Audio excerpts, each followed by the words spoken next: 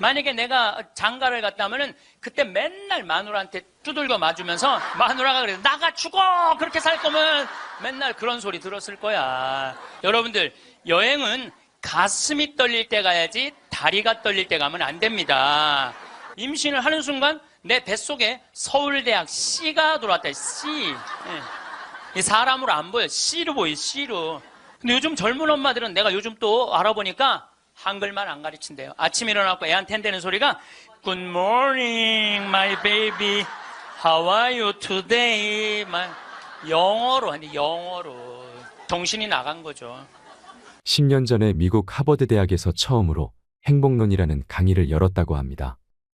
처음에는 많은 사람이 하버드 대학에서 행복론이 필요 있을까 하고 의아하게 생각했습니다. 하지만 수강생 7명으로 시작한 강의는 해를 거듭할수록 인기를 더해 1년에 1000명 이상이 듣는 명강의가 됐습니다. 우리가 이 세상을 사는 이유는 행복하기 위해서입니다. 하지만 무엇이 자신을 행복하게 하는지도 모르고 무엇 때문에 살고 있는지 모르는 사람이 많습니다. 황창현 신부님께서는 불행하다고 생각하는 사람들에게 행복의 10계명을 토대로 강의를 해주시는데요. 행복 특강을 듣는 많은 분들께 생활 속 작은 실천으로 행복을 느낄 수 있도록 이끌어주고 있습니다.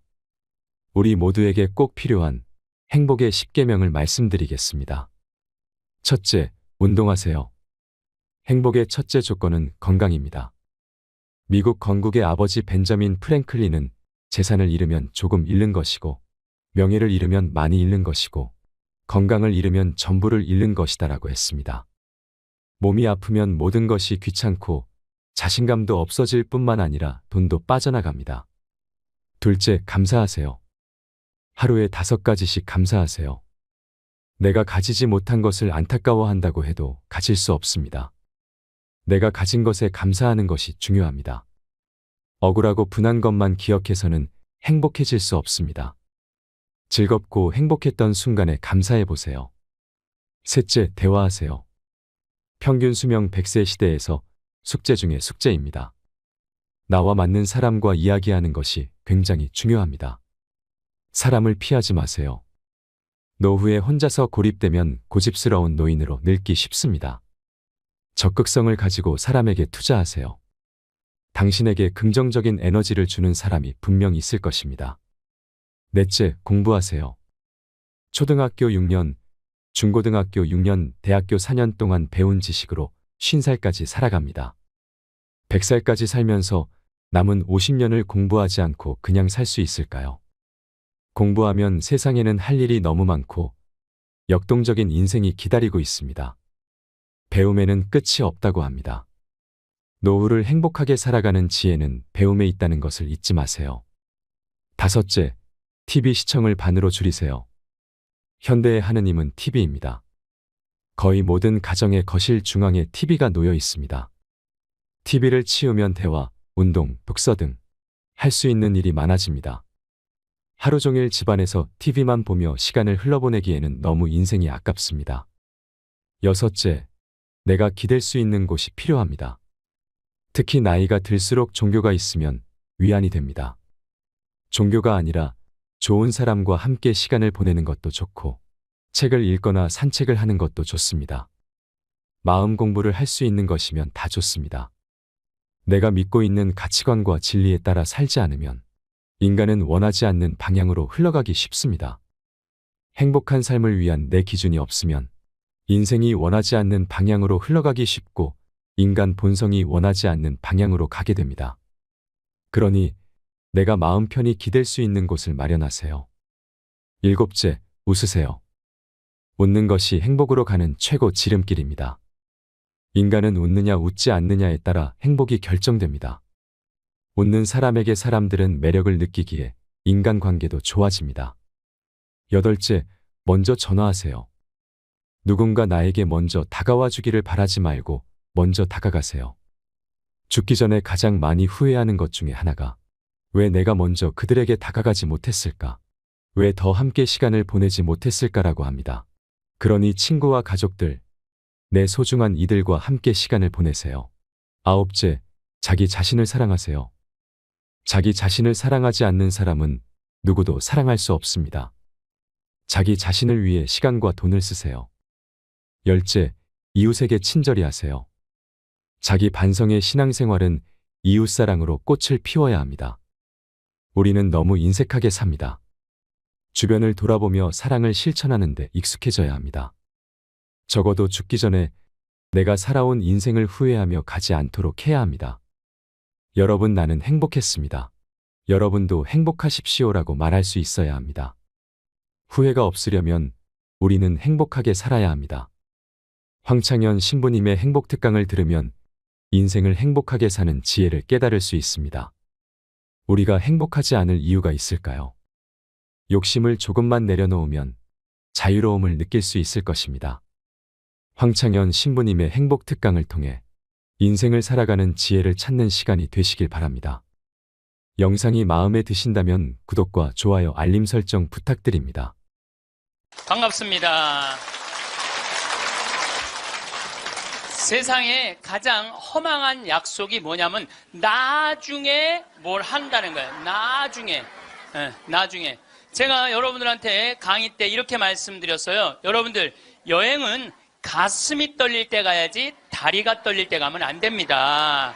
기억나세요? 그런데 대개 한 50에서 60 되신 분들이 이때 여행을 가고 싶어. 말대로 여행을 가고 싶은데 지금 애도 교육도 시켜야 되고 결혼도 시켜야 돼. 그러니까 신부님, 나중에 간다고. 나중에는 없어요. 가려면 언제 가야 돼? 지금 가야 돼, 지금. 금 중에 제일 소중한 금이 황금도 아니고 소금도 아니고 지금이에요, 지금. 여러분들 중에 이런 분들이 있어요. 아, 오늘 정말로 갈비가 먹고 싶다. 내가 아들을 셋을 키워놨는데 큰아들이 사줄래나 둘째 아들이 사줄래나 막내 아들이 사줄래나 이렇게 생각하는 분은 바보 중에 상바보예요. 왜냐하면은 아니 아들이 무당이야? 막 일하다가 엄마가 지금 갈비 먹고 싶어 하네? 오늘 가서 사드려야 되겠다. 이런 자식 있어요, 없어요? 없어요. 지금 갈비 먹고 싶은 거 누구만 알아? 나만 알아. 이거 누가 사줘야 돼? 내가 사줘야 돼. 누구 돈으로? 내 돈으로. 내 돈으로. 네. 여러분들이 행복하시고 싶으면은 뭐를 벌어야 되냐면 거지 근성을 벌여야 돼. 거지 근성. 누가 사주기를 바라는, 누가 나를 행복하게 해주기를 바라는 이 거지 근성을 버려야 돼. 먹고 싶은 거 있으면 누가 사 먹어야 돼? 내가 사 먹어. 행복하고 싶으면 누가 행복하면 돼? 내가 행복하면 돼. 언제? 나중에 말고 언제? 지금. 여러분들 지금 어느 교수님이 한 얘기지만은 아이스크림이 있어. 이 아이스크림이 있는데 너무 더워. 그럼 이거 어떻게 해야 돼? 먹어야 돼. 언제 먹어야 돼? 지금 먹어야 돼. 이거 나중에 먹는다고 놔두면은 이거 녹아서 남아있어요? 안 남아있어요? 저한테 많은 암 환자들이 오죠. 많은 암 환자들이 와서 하소연할 때 이런 얘기를 해요. 신부님, 제가 정말로 이제 60부터 행복하려고 30살서부터 60살까지 돈만 모으고 아무데도 놀러 안 갔다는 거야. 근데 암이 걸려갖고 이제 아무데도 갈 수가 없다는 거야. 억울해 죽겠다는 거야. 차라리 그때 갈 걸. 미국 사람들은요 5개월 일해서 한 달 여행 가는 게 목적이에요. 5개월 열심히 돈 모아. 그럼 이번엔 내가 뭐 어딜 간다 그러면 열심히 와서 한 달 휴가 화끈하게 갔다 와요. 또 한 5개월 열심히 모아. 또 한 달 화끈하게 왔다가. 그래서 그 사람들 한 30년 동안 살면서 거의 60번 정도의 휴가를 멋있게 갔다 오는 거예요. 근데 우리나라는 30살부터 60살까지 나중에 가려고 한 번도 안 가. 근데 덜커덕 뭐가 걸려? 암이 걸려갖고 이거 뭐 죽을지 살지 모르는 그런 상황에 들어가는 경우가 많다는 거예요. 행복하려고 그러면 언제 행복해야 돼? 지금 행복해야 돼. 지금. 나중에는 기다려주지 않는다는 얘기예요.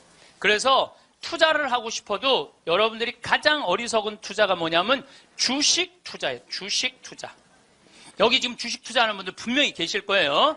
자, 주식 투자를 할 동안은 저 돈 써요? 못 써요? 못 써요. 그런데 제가 모 은행의 지점장들 300명한테 강의를 한 적이 있어요. 근데 그분들이 나한테 이렇게 말을 해요. 대개 주식 투자하는 개인의 96%는 평생 하다 보면은 5천에서 1억 정도는 다 손해보고 나간다는 거. 96%가 써보지도 못하고 날리는 거야. 써보지도 못하고. 저는 요즘 필라테스라는 걸 해요. 제가 필라테스를 하는데 그런데 제가 뭐 관절염이 있으니까 안 쓰는 근육들이 너무 많더라고. 일주일에 2번을 하는데 내 몸이 나한테 그러더라고. 주인님 너무너무 감사하다는 거야 나한테. 왜 이렇게 나한테 잘해주느냐고. 필라테스를 하죠. 그 다음에 내가 영어 공부하죠. 나한테 하는 투자는 아깝지 않아요. 그런데 주식 투자는 써보지도 못하고 날리는 거야. 아니 여러분들 5천만 원을 날린 분들 내가 물어볼게요. 여러분들 그 5천만 원을 갖고 자기한테 투자했어. 자기 신앙에 투자했어. 5천만 원을 가지고 이스라엘 성지순례를 10번을 갔다 왔다고 생각을 한번 해봐요. 그럼 여러분들은 지금 10번 갔다 온 분들은 예수님하고 트고 지낼 수 있어요. 이스라엘 성지순례 10번 갔다 온 분들은 예수님하고 그냥 맘먹고 막 트고 그냥 얘기할 수 있어. 그게 나 주식 투자 5천만 원 해갖고 한 푼도 못 건져갖고 아이고 속이야 아이고 가슴이야 이러고 사는 게 나아요. 어느 게 나아? 그러니까 오늘부터 주식 다 팔고 어떻게? 자기한테 투자하세요. 네. 나중에 투자하지 말고 언제 투자해? 지금 투자해야 돼. 지금 투자해야 돼. 그러니까 우리는 어떻게 행복한지도 모르고 서로 무시하고 사는 게 기쁨이 뭔지도 모르고 살아. 어쨌든 우리 이 대한민국의 건국이념은 돈이야. 돈이기 때문에 돈을 벌어야 되는데 땅덩어리가 넓어요? 캐나다는 우리나라보다 102배가 나라가 넓어요. 102배가 나라가 넓은데 이 나라는 나무만 팔아도 100년을 먹고 산다는 거예요. 나무만 팔아도. 사우디아라비아는 석유만 팔아도 국민소득이 7만 달러야. 아무것도 안 해도. 근데 우리나라는 아무것도 없어. 땅도 안 넓고 자원도 없고. 그러니까 우리는 돈을 벌으려면 어떻게 해야 돼? 오로지 믿을 건 뭐 하나밖에 없어? 머리밖에 없어. 그러니까 우리는 돈을 벌으려면 뭐를 해야 되냐면 공부를 해야 돼. 공부. 엄마들이 이렇게 얘기를 합니다. 너 공부해서 훌륭한 사람 돼야 돼. 너 공부해서 너의 재능을 개발해야 돼. 이렇게 말하는 엄마가 없어요.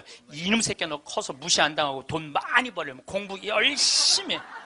그러니까 우리는 공부를 왜 하냐면 무시 안 당하고 돈 벌으려고 공부하는 거예요. 애가 노래를 너무 잘해. 그럼 엄마가 이렇게 얘기해. 너 그렇게 맨날 배짱이처럼 노래하다가 나중에 커서 굶어 죽어 이놈 새끼야. 공부를 잘해야지. 공부를. 국영수를 잘해야 돼. 국영수. 노래는 공부가 아니야. 애가 그림을 너무 잘 그려. 너 그렇게 맨날 그림 그리다가 너 그림쟁이들이 나중에 굶어 죽어 이놈의 새끼야. 너 공부를 잘해야지. 공부. 국영수를 잘해. 국영수. 애가 공을 너무 잘 차. 너 이렇게 밤새 돌아다니면서 공 차다. 너 커서 굶어 죽어 이놈의 새끼야. 빨리 들어와서 공부를 해. 그래갖고 뭘 해야 되냐면 국영수를 해야 돼. 그래서 우리나라는요. 학교를 다니면 다닐수록 자기 재능을 죽이는 교육을 하는 거예요. 여러분들 노래 잘하고 공 잘 차고 그림 잘 그리고 뭐 물건 잘 만드는 거 제주고 공부 중에 공부예요. 근데 우리는 그걸 공부라 생각 안 해. 오로지 공부는 뭔 줄만 알아? 국영수만 공부를 알고 있어. 국영수만. 전인지 선수 알죠? 전인지 선수 골프 선수예요. 키가 175cm에 나보다 10cm가 더 커요. 나는 원래 167cm였는데 줄었어. 2cm가. 줄었어. 나보다 어쨌든 10cm가 더 커요. 지금 현실적으로는. 그런데 이 전인지 선수가 US 오픈, 일본 오픈, 한국 오픈, 또 한국에서는 5승을 했어요. 그래갖고 21살짜리가 벌은 돈이 20억이 넘어요. 한 해만.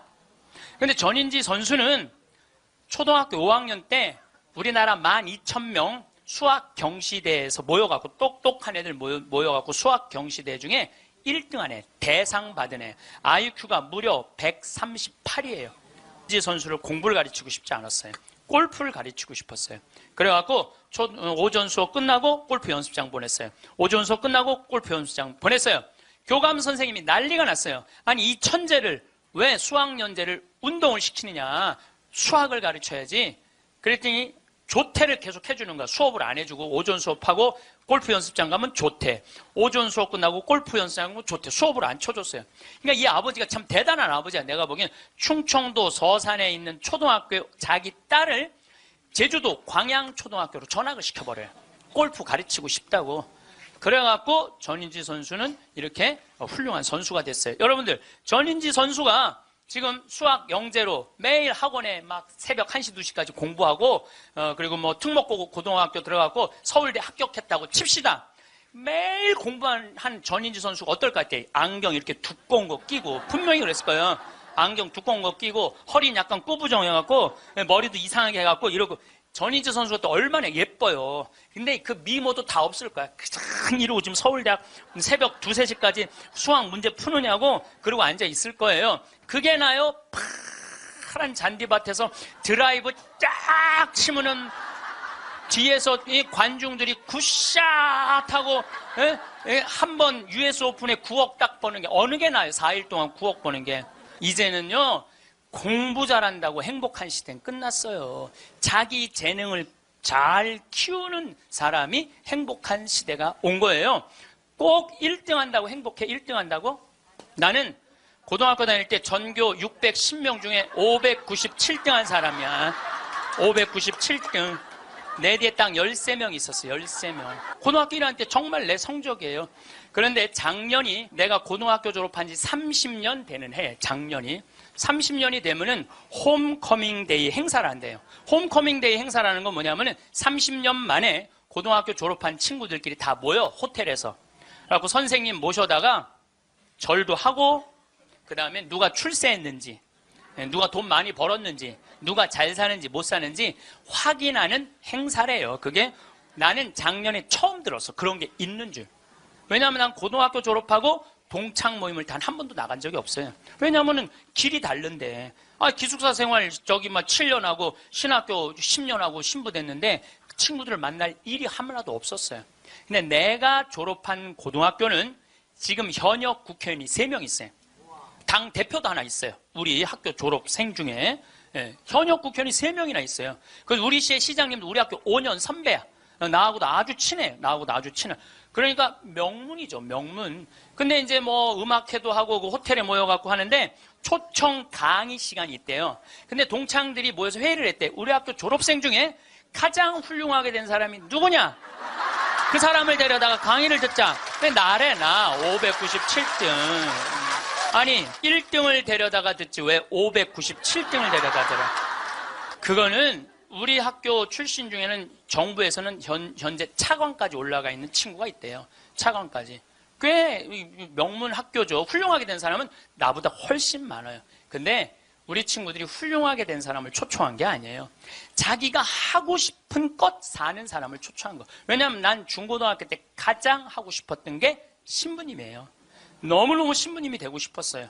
그래서 597등 가지고는 신학교 원서도 못 내는 거. 원서도 어디다가 원서를 내. 그래서 오로지 신학교 가고 싶은 그 욕구에 공부 열심히 했어요. 그래서 고등학교 2학년 때는 전교 25등까지 올라왔어요. 전교 25등. 이것도 진짜고 이것도 진짜예요. 네. 근데 내가 나온 고등학교는 그때만 해도 서울대 연고들 1년에 100명씩 갔어요. 1년에 100명씩. 그렇게 성적이 좋았는데도 나는 서울대 연고대 관심도 없었어요. 오로지 어디만 관심이 있으면 신학교. 내 최고의 목표는 신학교예요. 신학교 합격을 했는데 온 세상을 다 얻은 것 같았어. 온 세상을. 그리고 신학교 7년 동안 정말 행복하게 지냈어요. 아니 먹여주지, 재워주지, 얼마나. 그리고 신경 하나도 안 쓰게 여자도 못 만나게 하지. 얼마나 좋아. 얼마나 행복해요. 그래서 서품을 받았는데 보좌 신부 3년을 했는데 16,000명 본당, 14,000명 본당, 5,000명 본당 보좌 신부를 했어요. 근데 우리 천주교 교우들 보좌 신부 바라보는 눈이 어떠냐면 하트야, 하트. 얼마나 보좌 신부를 사랑해요. 그 28, 29, 30살에 그렇게 사랑받을 수 있는 젊은이가 얼마나 됐어요. 만약에 내가 장가를 갔다면은 그때 맨날 마누라한테 두들겨 맞으면서 마누라가 그래서 나가 죽어! 그렇게 살 거면 맨날 그런 소리 들었을 거야. 그런데 사제가 되니까 그렇게 사랑을 받고 본당부 신부 10년 동안은 교우들이 나를 떠받들고 업고 다녔어요. 정말 나는 평택 비전동, 경기도 광주 오포 능평성당 두 본당의 교우들한테 정말 감사해요. 부족한 것이 참 많은 신부임에도 불구하고 정말로 전 세계에서 대한민국 교우들처럼 신부들한테 잘하는 교우가 어디 있어요. 10년도 행복하게 지냈죠. 그리고 이제 강원도 평창에 가서 산 지 12년이 되는데 정말 요즘 같은 경우는요, 아침에 마당에 딱 쓰면 물 한 개 펴요. 밤낮 기온차가 있을 때 물 한 개가, 여러분들 물 한 개 피는 거 어떤 거 모르죠? 쫙 피어올라요, 그냥. 눈에 보여요. 그리고 단풍이 쫙 있지. 마당에 생태마을 마당에 딱 앉아서 강을 내려다보면 근심 걱정이 하나도, 걱정할 게 뭐 있어? 마누라가 있어, 자식이 있어. 근심 걱정이 하나도. 얼마나 행복해. 그러니까 친구들이, 동창들이 와서 나한테 와서 보는 거야. 야, 너 정말로 행복해 보인다. 왜냐하면 하고 싶은 일을 하니까.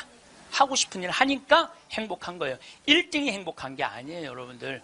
정말 행복한 거는요, 꼴등도 행복한 나라가 행복한 거예요. 1등이 행복한 나라는 행복한 나라가 아니에요. 평창에 와서 살면요, 갑부예요. 우리 땅 좋은 거 하나에 15만이 한 평에. 그러면 한 300평 사봐야 한 4,500만 원, 5천만 원이에요. 그리고 집 기가 막히게 잘 지면은요, 한 1억 5천이면 정말 이 서울의 어떤 집보다 멋있게 질 수 있어. 그래봤자 2억이야, 2억. 그리고 7억이 현찰로 남으면요, 평창에서 갑부로 살 수 있어요. 근데 우리는요, 1등에만 목을 매기 때문에 내려앉는 걸 할 줄 모르는 거예요. 내려앉는 걸 할 줄 모르는 거예요. 여기 있는 분들도 가만히 있어요. 난 망했어. 그리고 가만히 정신 차려보면 그래도 건질 게 많거든. 그런 거 정리해갖고 평창에 오면 다 되는 건데 여기서 살라고 그러니까 힘든 거예요. 여기서 살라고 그러니까. 그러니까 1등병을 고쳐야 돼요. 1등병을. 자기가 하고 싶은 거 하고 사는 게 제일 좋은 거예요. 우리 집에 조카가 하나 있는데 3년 전에 내가 잠비아를 데리고 갔다가 얘가 말라리아에 걸렸어요. 그래갖고 여러분 1년에 말라리아로 걸려 죽는 숫자가 얼마냐면 300만 명이에요. 300만 명. 예. 근데 처음에는 말라리아인지 모르고 독감인 줄 알고 계속 수원에 있는 병원에 있었어. 근데 보니까 이게 치료가 안 되는 거야. 점점 백혈구 수치가 올라가는 거야. 죽기 직전까지 올라간 거죠. 너무너무 놀래갖고 내가 여기 서울 국립의료원에 입원을 시켜놓고 마침 서울대병원에 내가 강의를 나가니까 전화해갖고 최고로 좋은 감염내과 의사 찾아서 우리 조카 좀 내가 조카 하나 잡게 생긴 거 아니에요. 지금 아프리카 데리고 가서 조카 좀 살려. 그리고 내가 그날 내 평생에 그렇게 간절하게 기도한 적이 없어.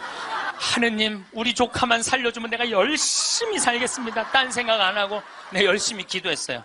조카가 살아났어요. 기적같이 살아났어요. 정말 죽으려고 그러는 애가 살아났어요. 근데 얘가 그 말라리아 걸리기 전에는 화학과를 다녔어요. 근데 별로 행복해 보이지 않더라고, 애가. 화학과를 다녔던 애가. 근데 말라리아 치료되고 난 다음에 학교를 때려쳤어요. 얘가 어렸을 때 성우를 하고 싶어 했어요. 그래서 뭐 바이올린도 배우고 피아노도 배우는 아이예요, 원래는. 근데 화학과를 간 거야. 바이올린하고 피아노 배우는 애가, 성우하고 싶은 애가 화학과를 가니 얼마나 한심해요. 그랬더니 나한테 그러는 거야. 삼촌, 내가 학교 때려쳤어. 그래서 왜? 그랬더니 내가 죽음 직전까지 가보니까 내가 좋아하는 걸 하다가 죽는 게 자기가 옳게 사는 거라는 생각이 들더래요. 그래서 얘가 공부를 해갖고 뮤지컬 학과를 들어갔어요. 뮤지컬 학과를 들어가고 아니 가자마자 장학금을 받고 다니는 거야. 화학과 다닐 땐 장학금 하나도 받지 못했던 애가 자기가 좋아하는 걸 하면은 되는 거예요. 뭐 청음은 만점이래요. 이번 축일 때 얘가 우리 생태마을에 와갖고 저 삼촌 때문에 내가 인생이 바뀌었다 그러면서 노래를 하는데요. 정말로 웬만한 기성 그 뮤지컬 가수보다도 정말 잘한다고 하면 좀 문제가 있겠지만 절대 노래를 기가 막히게 잘하더라고. 얘가 노래를 얼마나 잘하는지 얘가 나하고 목소리가 똑같아. 내가 심장이 떨리더라고, 심장이. 그런데 아버지인 우리 둘째 형이 나한테 하는 얘기가 지금 쟤는 대한민국에서 제일 행복한 애라고. 자기가 하고 싶은 걸 하니까. 그래서 내가 그 아이를 볼 때마다 너무 기특해갖고 이번 주 토요일 날도 노트라담 드 파리라는 뮤지컬을 내가 끊어줬어요. 최고 좋은 좌석에 너 가서 보라고. 그러니까 애가 자기가 하고 싶은 걸 하니까 박수를 쳐주고 싶은 거야. 여러분들도 정말 자녀들을 사랑한다면 여러분들이 좋아하는 국영수를 가르치지 말고 자녀가 좋아하는 걸 찾아줘야 돼요. 그래서 우리는 1등을 해갖고 어딜 들어가야 돼? 서울대학을 들어가야 돼. 이게 행복 공식이야. 돈을 벌으려면은 공부를 잘해야 되고 공부를 잘해서 1등을 하고 1등을 해갖고 서울대학을 들어가야 돼. 근데 여러분들 우리나라 자살률 최고 높은 학교가 어딘 줄 아세요? 카이스트예요. 카이스트. 공부 잘한다고 행복한 거 아니에요. 하고 싶은 일을 하는 게 행복한 거예요. 서울대학을 들어가야지 행복하고 인생에 성공했다는 이 대한민국 사람들의 머리를 뜯어 고쳐야 된다는 거예요. 그러니까 대한민국 엄마들은 임신을 하면은 내 뱃속에 생명이 들어왔다는 생각 안 한다니까. 임신을 하는 순간 내 뱃속에 서울대학 C가 들어왔다. C. 예. 사람으로 안 보여. C로 보여. C로.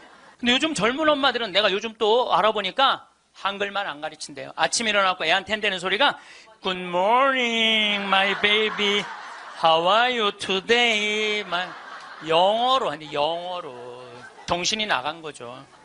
그리고 엄마의 태를 10달 만에 열고 나왔어. 세상이 얼마나 멋있어요. 하늘도 예쁘고 단풍도 예쁘고 구름도 예쁘고.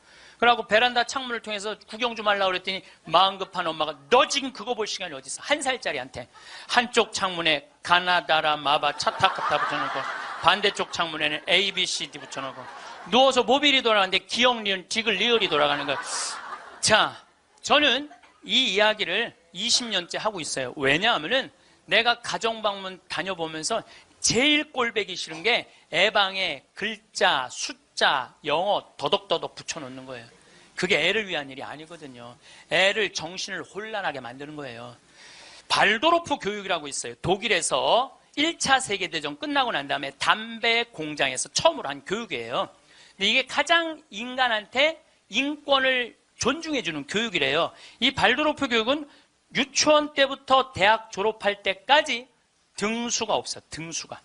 누가 1등인지 누가 꼴등인지 몰라. 그리고 이 발도르프 교육에서는 사람을 어떻게 등수로 먹이느냐 이거예요. 사람 어떻게 등수로 평가하느냐 이거예요. 등수가 없어요. 그리고 지금 노르웨이, 핀란드, 덴마크, 네덜란드 다 등수 없어요. 우리나라처럼 1등급부터 15등급, 20등급 나눠놓는 나라가 없다니까요. 참 불행한 거예요.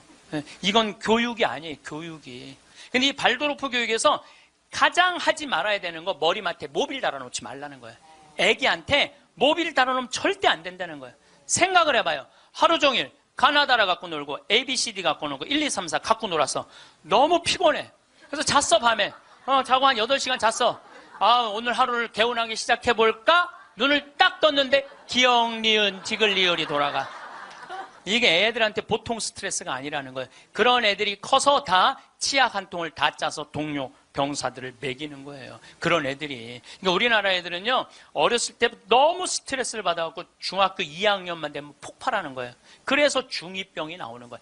부모가 너무너무 괴롭혀갖고, 작년에 부산에서 한 초등학교가 선생님이 2학년인데 22명이 한 반인데 다음 중간고사 볼 때 만점 받는 애부터 밥 먹인다고. 그래서 국어, 수학을 중간고사에 봤대요. 근데 4명이 22명 중에 4명이 만점을 받았대. 4명한테 그랬대. 니네들 만점 받았으니까 밥 먼저 먹으라고. 그리고 18명한테 니네 시험 못 봤으니까 밥 나중에 먹으라고. 그러고 급식을 성적순으로 한 거죠. 애들한테 갑질 가르치는 거예요. 너 공부 잘하니까 뭐도 먼저 먹어도 돼? 밥도 먼저 먹어. 어렸을 때부터 공부를 잘하면 특권을 누리게 가르치는 거예요.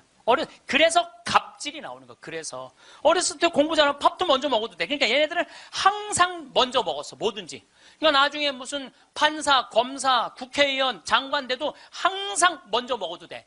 돈도 먼저 먹어. 뭐든지 먼저 먹어. 남들보다 먼저 먹어. 돈도. 근데 항상 평생을 먼저 먹어갖고 먹었는지 기억도 안 나. 기억도 안 나는 거예요. 이게 우리나라 교육에서 잘못된 거예요. 만약에 선생님이 이렇게 교육했다면 얼마나 좋을까요? 18명한테 니네들 시험 못 봤으니까 먼저 밥 먹고 기운 내서 공부 열심히 해. 그리고 4명한테 니네들 양보하면 쟤네들한테 좋을 것 같아. 이랬다면 이 교실 안이 훨씬 화기애애했을 거예요. 만점 맞는 애 먼저 먹으라고 18명 나중에 먹는 애들 시험도 못 봤는데 밥도 나중에 먹으래. 기분 좋을 것 같아요? 나쁠 것 같아요? 기분 나쁘죠. 학교 다니면서 기분 나쁜 거죠. 근데 얘네들은 또 집에서는 독상을 차지할 수 있어. 집에서만은. 그래갖고 집에서 엄마한테 성적 주고 행복하게 밥을 먼저 먹었어. 집에서는. 근데 문제는 엄마예요. 행복하게 밥 먹는 애 한번 쳐다보고 성적표 한번 쳐다보고 행복하게 밥 먹는 애 한번 쳐다보고 성적표 쳐다보다가 해서는 안 될 말을 해요. 야 이놈의 새끼야, 이 성적 받고 밥이 목구멍으로 넘어가냐. 그럼 얘는 할 수 있는 건 딱 하나밖에 없어요. 탈선밖에 할 수 있는 게 없어요. 탈선. 제가 몇 년 전에 우리나라 최고 좋은 특목고등학교 합격한 여학생이 저를 찾아왔어요. 우울증에 걸려갖고. 얘는 우울증에 걸리니까 머리를 안 깎았어요. 허리까지 머리가 나왔어. 근데 얘는 나하고 1시간 동안 면담하는 동안 단 한순간도 고개를 들지 않았어요. 그러니까 팍 고개를 숙이니까 그 긴 머리가, 나는 걔 얼굴을 1시간 동안 못 봤어요. 까만 머리만 봤어. 까만 머리만. 근데 얘가 하는 말이 이런 말이에요. 자기는 초등학교 4학년 때까지 너무 행복했대요. 공부도 잘하고 시골에서. 근데 선생님이 엄마를 부르더니 얘는 여기다 놓기 너무 아까운 애라고. 공부를 너무너무 잘하니까 평촌으로 보내라고, 학원만은. 그래서 평촌으로 엄마가 전학을 보냈대요. 근데 여러분들 이거 생각해야 돼요. 아이는 전학을 한번 가면은 엄마 뱃속에서 새로 태어난 것 같이 새로운 환경에 놓인대요. 친구 새로 만나야지, 선생님 새로 만나야지, 가는 길 다르지. 그만큼 힘든 거야, 전학을 한번 가면은. 근데 가자마자 전교 1등을 했대요. 그러니까 바로 왕따를 당했대요. 바로 왕따를 당했대요. 그냥 사는 게 너무너무 학교 다니는 게 지겨웠대요. 근데 오로지 공부 잘하니까. 거기서 너무너무 공부를 잘하니까 선생님이 엄마를 부르더니 얘는 평촌에 놓기 너무 아깝다고 일산으로 보내라고. 일산으로 갔대요.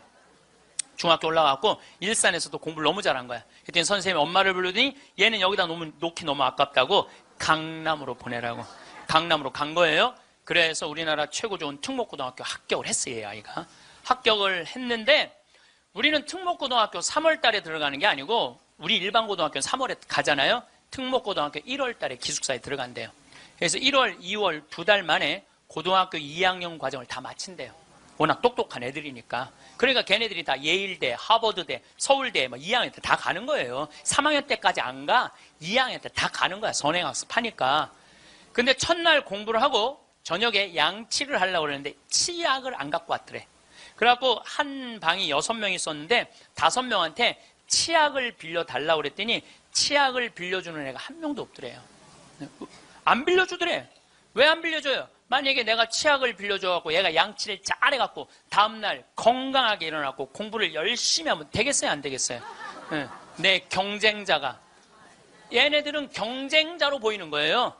친구로, 동료로 안 보이는 거예요. 그래갖고 뭐를 해야 돼? 1등을 해야 돼. 그래갖고 뭘 해야 돼? 출세를 해야 돼. 협동, 이해, 양보, 배려, 이런 거 안 배워요. 이런 거 안 배워요. 경쟁, 1등, 출세, 돈, 이걸 배우는 거예요. 얘가 생각을 해보니까 그때 우울증이 온 거예요. 이게 뭐냐. 근데 걔가 나한테 정말로 울부짖으면서 한 얘기가 있어요. 신부님, 나는 내 인생을 돌아봐서 16년 동안 즐거웠던 추억이 하나도 없어요. 공부한 거 외에는 생각나는 게 하나도 없다는 거예요. 토요일 날 일요일 학원만 다녔지 어디 놀러 가봤던 적도 없다는 거예요. 그러니까 추억이 하나도 없는 애들이 특목고 가는 거예요. 그리고 그중에 진짜 4당 오락 4시간 자면은 합격, 5시간 자면은 떨어져. 그러니까 4시간밖에 안 자고 공부만 하는 애들이 서울대학 가는 거예요. 그중에 정말 도서관에서 머리통이 터져라 공부하는 애들이 사법고시, 행정고시 보는 거예요. 그리고 그중에 진짜 똑똑하고 출세 욕구 있는 애들이 국회의원이 돼갖고 지금 대한민국을 통치하고 있는 거예요. 대한민국 모든 사람들이 만들어낸 거예요. 대한민국 국회는 대한민국 교육의 결정체예요.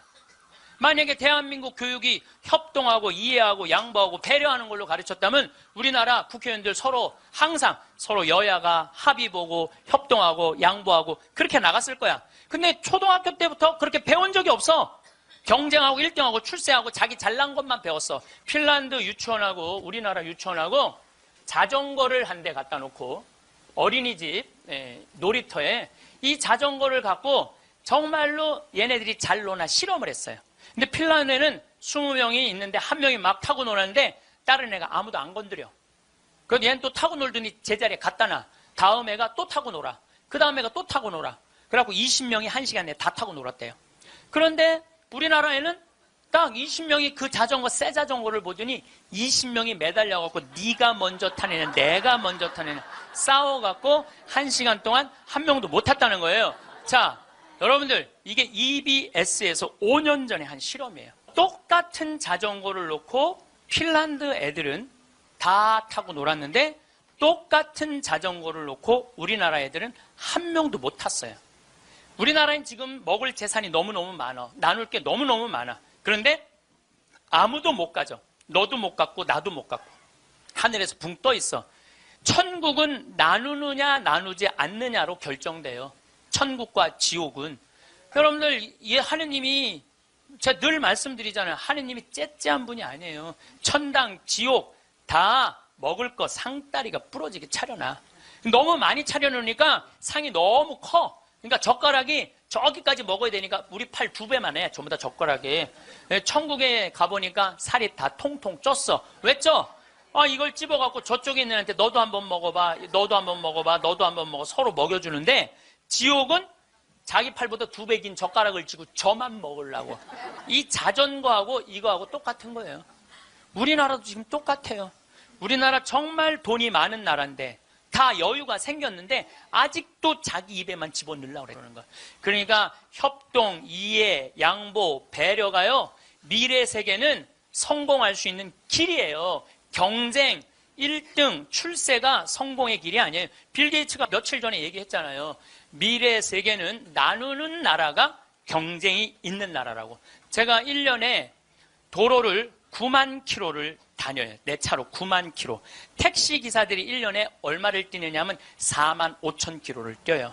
근데 나는 9만 킬로를, 나는 택시를 했어도 택시 기사들보다 2배 돈을 더 벌었을 거야. 9만 킬로를 뛰니까. 그러니까 하루 중에 보통 도로에서 6시간 정도 있어요. 근데 매일 그렇게 있어요. 그러니까 도로에서 벌어지는 일은 세상 어느 누구보다도 내가 많이 알아요. 오늘도 영동고속도로로 나왔는데, 영동고속도로가 4차선이야. 4차선이면은 1차선은 추월차선이에요. 추월차선. 추월하면 들어가 줘야 돼요. 추월하면 들어가 줘야 되고, 추월하면 들어가 줘야 돼요. 왜냐하면 뒤에 바쁜 차들 가라고. 내가 이탈리아를 가보니까, 이탈리아는요, 1차선이 보통 130에서 140으로 달려요. 추월하는 차들이니까 쫙쫙. 그리고 만약에 100km로 달리는 차들이 있으면은 막 뒤에서 상향등을 막 켜요. 비키라고. 그러면은 막 달리다가도 뒤에서 막 상향등을 켜잖아요. 내가 지금 천천히 가나 바로 빠져줘요.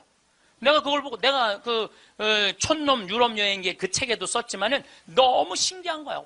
그냥 쉑쉑 가는 거예요. 그리고 바로바로 비켜주고. 너무 신기하더라고요. 근데 우리나라는요, 1차선에서 시속 95km로 앞에는 3km가 뻥 뚫려 있어. 그래도 단 한 번도 차선 안 바꿔요. 자기 때문에 뒤에 1km가 꽉 막혀 있는데도 한 번도 차선 안 바꿔요. 오로지 1차선으로만 가. 왜 그런 줄 알아? 우리는 1등에 한이 맺혀갖고 도로도 1차선으로, 1등에 한이 맺혀 도로도 1차선으로 가야 돼요, 우리는. 네. 4차선으로 가면은 내가 꼴등하는 기분이 들어요, 4차선. 그래서 여러분들 한번 보세요. 우리나라 이제 4차선 도로를 가보시면은요, 4차선이 텅텅 비일 때가 대부분이에요. 1차선은 꽉 차도. 죽으나 사나 1차선이야.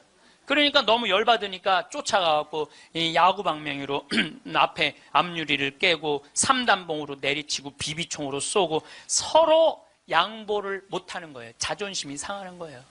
아니, 자기가 좀 늦으면 2차선으로 가든 3차선으로 가든 4차선으로 가는데 우리는 이게 안 되는 거예요. 그리고 방향 지시등을 켜주는 건 예의야. 뒷사람에 대한 예의야. 그런데 10대 중에 방향 지시등을 켜주는 차들은 3대 내지 4대밖에 안 돼요. 그냥 들어가고 싶으면 들어가고 나가고 싶으면 나가고 자기 하고 싶은 대로 하는 거예요. 서로에 대한 예의가 안 갖춰져 있으니까 매일매일 폭력적인 일이 벌어지는 거예요. 가장 기본적인 걸 안 가르치는 거죠. 가장. 근데 지난번에는 뭐 서울에서 강의가 있어갖고 나오는데 2000쯤 나왔는데 뒤에 앰뷸런스가 내가 봐도 무지하게 급한 것 같아. 달려오는 게 막 상향등에 비상 깜빡이에 뭐 삐우삐우에 정신이 하나도 없는 거예요. 그런데 내가 딱 자리를 비켜줬는데 앞에 10대 중에 내가 쉬어봤어요. 몇 대가 비키나? 딱 3대 비키는 거야. 나머지 7대는 그냥 가는 거야. 그러니까 너무너무 급하니까 지가 막 2차선, 3차선을 막 가더라고요. 그 앰뷸런스가. 그만큼 남에 대한 배려가 없는 거예요. 미국이나 캐나다는요, 앰뷸런스나 경찰차가 소방관차가 딱 하잖아요. 모든 차는 양쪽 쫙 갈라져요. 그리고 아예 서버려. 그 차 가라고. 그게 기본적인 배려예요, 배려. 근데 우리는 왜 안 비키냐 그랬더니 그런 심리가 있대요. 저 안에 아무도 없을 거야. 지가 바빠서 저거 키고 가는 걸 거야. 이런 심리가 있대요. 얼마나 우리가 지금 기본이 안 돼 있는 게 지금 우리의 문화 안에 있는지 몰라요. 지난 1월 달에 제가 괌에 강의를 갔어요. 괌에 강의를 갔는데 저녁에 나하고 같이 간 신부님이 시내 구경 나가자고. 그래서 나갔어요. 근데 건널목을 건널라고 그랬는데 두 걸음을 걷는데 빨간불이 딱 켜졌어. 어떻게 뒤로 딱 물러났죠. 뒤로 물러났더니 그 앞에 있는 차가 나보고 웃으면서 가라는 거예요. 네가 가던 길이니까 가라는 거야. 뒷차들이 쫙 서 있는데 나는 빨간불이고 자기는 파란불인데 나보고 가라는 거야.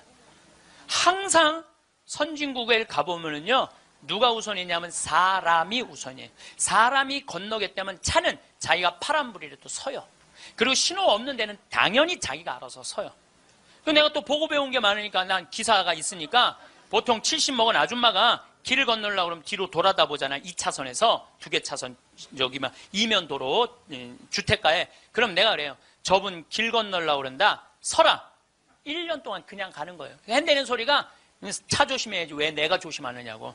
그러니까 사람이 차 조심을 해야 돼. 차가 사람을 조심해야 되는데 우리는 사람이 차를 조심해야 돼. 하도 내가 잔소리하니까 요즘은 서요. 딱 우리가 서갖고 웃으면서 가라고. 그럼 70 먹은 아줌마가 느닷없이 우리가 쓰잖아요. 웃으면서 가라고 그러잖아요. 그럼 70 먹은 아줌마가 우리 차를 보고 표정이 이런 표정이야. 진짜 가도 돼? 이런 표정이야. 진짜 가도 돼? 이런 표정. 그래서 우리가 웃으면서 진짜 가도 돼요? 예. 그럼 그때서 웃으면서 건너가요. 그러니까 자기를 위해서 차가 서준다는 건 상상을 못하는 거죠. 자기를 위해서 차가 서준다는 거는. 제가 지난번에 원주 국토관리청에서 강의가 있었어요. 가깝잖아요. 내가 운전하고 나갔어요. 운전하고 나갔는데 치악체육관에서 강의 끝나고 돌아오는데 치악체육관에서 가는데 도로 한가운데 젊은이가 라켓 2개를 뒤에다가 메고 가운데 갇힌 거야. 걔네들이 갇혀있는데 차들이 싱싱 달리더라고. 건널목 한가운데 갇혀있는데. 그래서 내가 차를 딱 세웠어요. 내가 쓰니까 뒷차들도 다 섰죠. 한 개 차선이니까 다 서갖고 내가 쓰면서 웃으면서 건너가라고. 그랬더니 젊은이 둘이서 날 보고 하는 표정이 진짜 가도 돼? 이런 표정이야. 진짜 가도 돼? 그래서 내가 진짜 가도 돼. 그랬더니 얘네들이 이 산더미만한 애들이 딱 건너가다가 갑자기 내 차로 몸을 돌리더니 90도 인사를 하고 가는 거예요. 걔네들 기분 좋게 건너가고 나 기분 좋은데 걸리는 시간이 3초밖에 안 걸렸어요. 3초. 근데 우리는 그 3초를 내놓지 못하는 거예요. 사람을 무시하는 거죠. 사람을 존중해 주는 게 아니라 사람을 무시하는 거예요. 제가 영어학원 다닌다고 이제 영어학원을 다니는데 이제 지하에다 주차를 해놓고 올라와요. 주차 1층에서 이제 내려야 돼요, 저는. 근데 이제 3층, 4층에 중학교 애들 영어 이제 학원이 있어요. 그 딱 내리면은 1층에서 내리려면 애들이 한 20명 서 있어, 바깥에. 엘리베이터 안에 사람이 꽉 차 있어. 근데 내리는데도 걔네들 밀고 들어와요. 학원은 다녀서 뭐해? 가장 기본적인 게 아무리 국영수를 잘하면 뭐해? 가장 기본적인 질서를 안 지키는데 지금 여러분들 자녀들한테 백날 공부 가르쳐봐요. 남을 양보하고 배려하고 남에 대한 어떤 협동이라든지 이런 게 안 가르쳐주면 안 지켜주면 공부해나 마나예요. 지금 대한민국은요 밑빠진 독에 물 붓고 앉아 있는 거예요. 이건 교육이 아니에요. 진정한 교육은 뭐냐면 사람을 존중해 주는 거예요. 자유를 존중해 주는 거예요. 선택권을 주는 거예요. 국정교과서로서 선택권을 뺏는 게 아니고 그게 교육이고 그게 자유고 그게 민주주의예요. 그게 예수님이 원하는 거예요. 어느 누구도 무시하지 말라는 거. 이게 예수님이 원하는 거예요. 여러분들도 우리 삶 안에서 내가 얼마나 사람을 존중하고 사람을 배려하나 좀 생각을 해봐야 될 것 같아. 근데 이게 하루아침에 생긴 게 아니야. 하루아침에 사람을 무시하는 게 생긴 게 아니라니까. 조선 500년 내내 사람을 무시하는 문화가 배 있어요. 누가 조선이 선비의 나라라고 그래. 선비는 10%밖에 안 됐어요. 90%는 평민이고 노비야. 90%는 온데간데 없고 조선이 선비의 나라라고. 그 10%만 위한 나라야. 부자만을 위한 나라일 수가 있다는 거죠.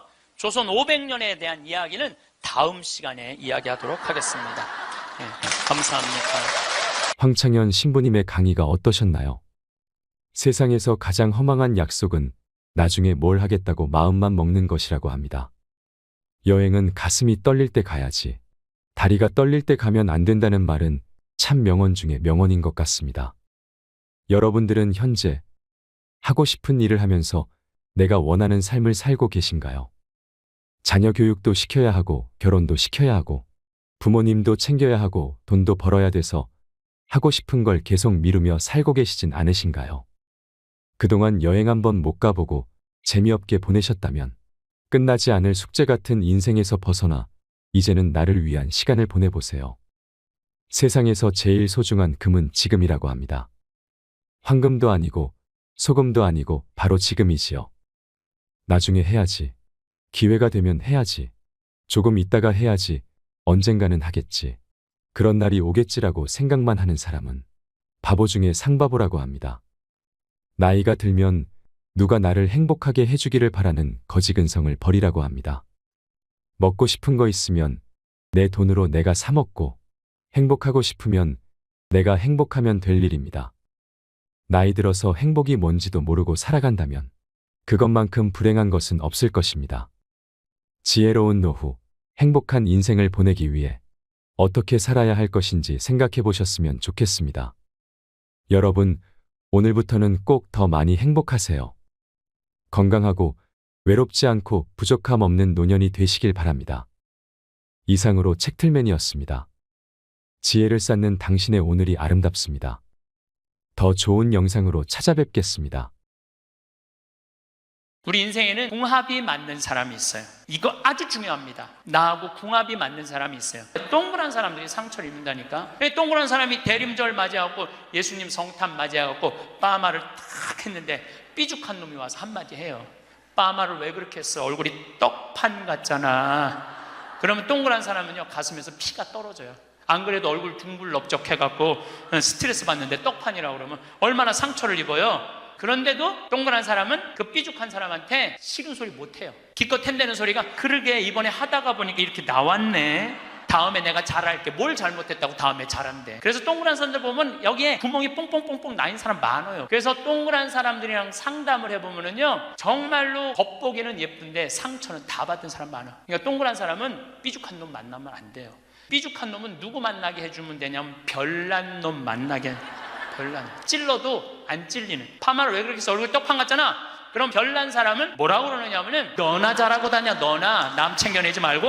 이 사람 상처 안 입어요. 나의 진가를 알아주는 사람들에게만 내가 진심을 다하고 최선을 다하면 되지. 나의 진가를 알지 못하는 사람들의 관심을 받으려고 내가 감정을 소모하고 시간을 소모할 필요는 없습니다. 모든 사람들과 친하게 지내고 모든 사람들에게 좋은 평가를 받기 위해 노력하지만 어차피 우리가 알고 있는 이 세상의 그 유명한 사람들도 다 미움을 받으면서 살았습니다. 정치적으로 유명한 사람들, 역사적으로 유명한 영웅들도 다들 시민들의 미움을 받기도 했는데 우리가 누군가의 미움을 받는 건 너무 당연한 현상이니까 그것에 상처를 받고 너무 힘들어하지 말라는 것입니다. 나를 좋아해주고 나를 진정으로 알아주는 사람들의 마음만 사면 되지. 모두의 환심과 환대를 받으려고 감정을 소모하지 않아야 합니다. 그것만큼 인생을 살면서 불필요한 게 없습니다. 여러분들 중에서 인간관계에서 받는 스트레스가 많은 분들이 있으실 텐데요. 나이 들수록 정말 친했는데 갈라져 버린 관계도 있을 것입니다. 누가 여러분에게 심하게 말할 때가 있지 않나요? 말을 막 내뱉는 사람들이 있습니다. 그런 사람들한테 우리가 할 수 있는 가장 최선의 대응은 저렇게 말하는 사람을 내 인생에 두면 아무런 도움이 될 것 같지 않다라고 생각하고 멀리하는 것입니다. 그렇게 상처 주는 사람, 타인을 배려하지 못하는 사람이 내 옆에 길게 남아있는 걸 용납해서는 안 됩니다. 나에게 다정한 말만 하고 따뜻한 말만 하는 사람도 그 사람과 시간을 보내기에도 내 인생은 짧습니다. 세상에서 가장 무거운 건 남을 미워하는 마음입니다. 남을 미워하는 마음을 들고 있는 자기 자신이 세상에서 가장 힘든 싸움을 하고 있는 것입니다. 그 마음을 내려놓기만 하면 나도 편해지고 삶이 훨씬 아름다워집니다. 그 무거운 걸 모두 내려놓으세요. 누가 너무 밉고 싫으면 그냥 내가 왜 이 미워하는 마음을 짊어지고 이 고생을 하고 있지 생각하면서 그냥 잊어버리세요. 그게 소중한 나를 아껴주는 방법입니다.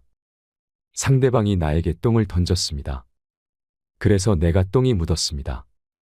화가 나서 내가 저 사람한테 다시 똥을 던지려면 내 손에 똥을 묻혀야 됩니다. 그런데 지혜롭게 나이 드신 분들은 이걸 깨달았다고 합니다. 살아보니 굳이 내 손에 똥을 묻히지 않아도 세상이 알아서 다 갚아준다는 것을 말이죠. 제가 여러분께 드리고 싶은 말은 당하고만 살아라가 아닙니다. 무슨 얘기를 하고 싶은 거냐면 누가 나한테 상처를 준 자는 내가 똑같이 역으로 상처를 주지 않아도 세상이 인과응보의 법칙에 따라 순리대로 다 알아서 해결을 해준다는 것입니다. 그러니 그것에 대해서 내가 제일 먼저 해야 될 건 상대를 미워하는 마음을 내려놓는 것입니다. 내가 제일 먼저 해야 하는 건 마음의 독화살을 맞은 자기 자신을 달래주는 것입니다. 누가 뭐라 해도 타인의 평가에 좌우되지 않는 나는 소중한 사람이에요. 남들이 뭐라 그러건 내 인생의 주인은 나고 나를 구렁텅이에 빠뜨리는 것도 구렁텅이에서 건져내는 것도 내 자신이에요라고 말할 수 있어야 합니다. 타인의 말 한마디가 내 인생을 좌우하게 내버려 두지 않아야 합니다.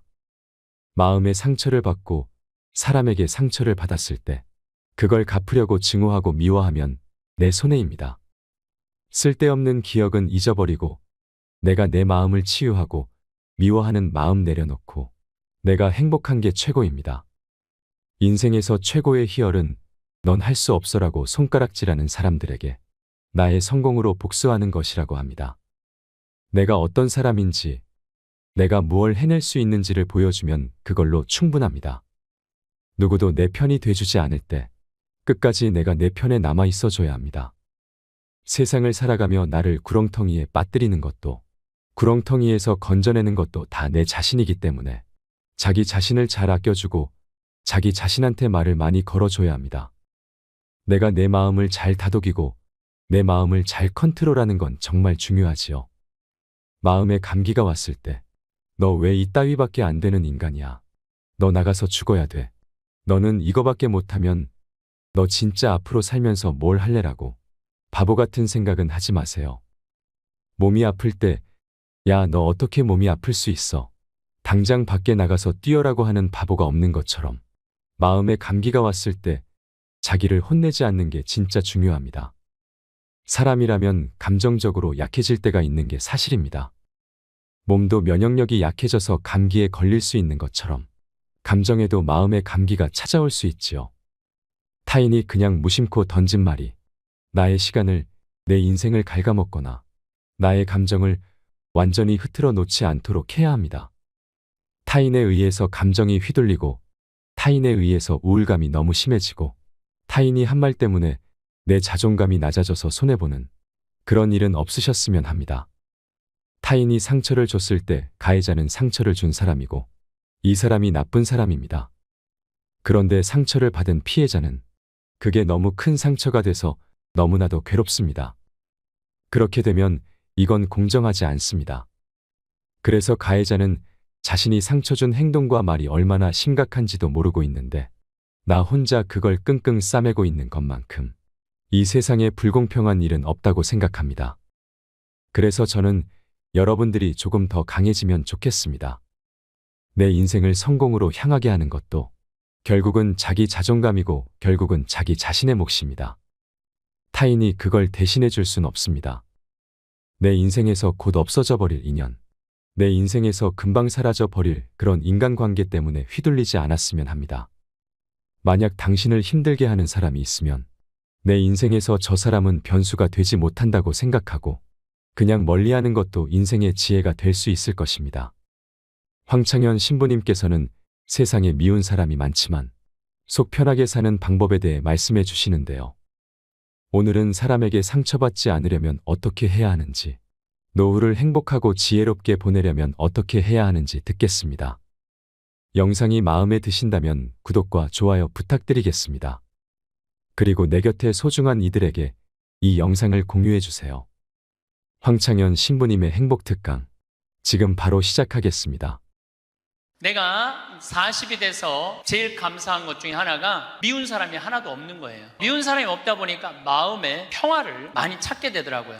근데 문제는 마음에 안 드는 놈들은 너무 많아. 근데 여러분들 인생 살면서 모든 사람들이 마음에 들 수 있을까요? 그건 불가능해요. 왜 불가능하냐면은 보수가 있고 진보가 있고 또 정치에 관심이 있는 사람이 있고 정치에 관심이 없는 사람이 있고 환경에 관심이 있는 사람이 있고 인권에 관심이 있는 사람하고 다 달라. 다 달랐는데 어떻게 나하고 생각이 다르다고 미워할 필요까지 있느냐 이거예요. 그냥 네모난 놈은 네모난 대로, 세모나면 세모난 대로, 동그라면 동그란 대로 인정해 주면 돼요. 그리고 제가 40이 들어서 제일 감사한 것 중에 하나가 30대 때는 일일이 다 지적해주고 가르쳐야지 속이 편했는데 40대는 안 그래요. 왜 안 그러느냐면 귀찮아. 그런 거를 일일이 다 신경 쓴다는 것 자체가 귀찮아요. 그런 것까지 신경 쓰고 살 필요가 없는데 뭐하러 그렇게 그 세세한 것까지 관심을 갖고 사느냐 이거예요. 어제는 두 번째 멘토 신부 성당에 가서 강의를 하게 됐는데 오늘 평화방송한다고 마사지를 받으려고 그러는데 마사지 예약한 사람이 까먹고 집에 휴가를 가버렸다고 그러더라고요. 그래갖고 이제 직원을 바깥에서 운전하는 직원을 한 30분 정도 기다리는데 성균관대학, 수원에 성균관대학이 있는 데인데 그 수많은 젊은 여대생들이 지나가더라고요. 그런데 참 슬픈 건지 좋은 건지 모르겠는데 지나만 가지 얼굴이 안 보여. 눈이 이게 침침해갖고요. 이쁜 여자가 안 보여. 이쁜 여자가. 그것도 한편으로는 참 좋다 그런 생각도 들더라고요. 근데 이제 30분을 내가 길에서 기다리다가 직원이 뭐 때문에 잘못돼갖고 늦게 도착을 했는데 내가 딱 탔는데 우리 직원이 그러는 거예요. 지금 왜 신경질을 안 부리세요? 그러더라고요. 근데 부리고는 싶은데 기운이 없어. 신경질 부릴 기운이 없어. 그래서 나이를 먹는 게 좋은 면도 있구나. 사소한 것에 신경이 점점 멀어지는 참 좋은 것도 있구나 이런 생각이 들어요.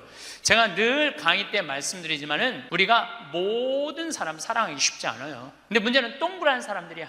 마음이 예쁜 사람들은 모든 사람 사랑하려고 그래요. 난 그 사람들이 제일 짜증나는 사람들이에요.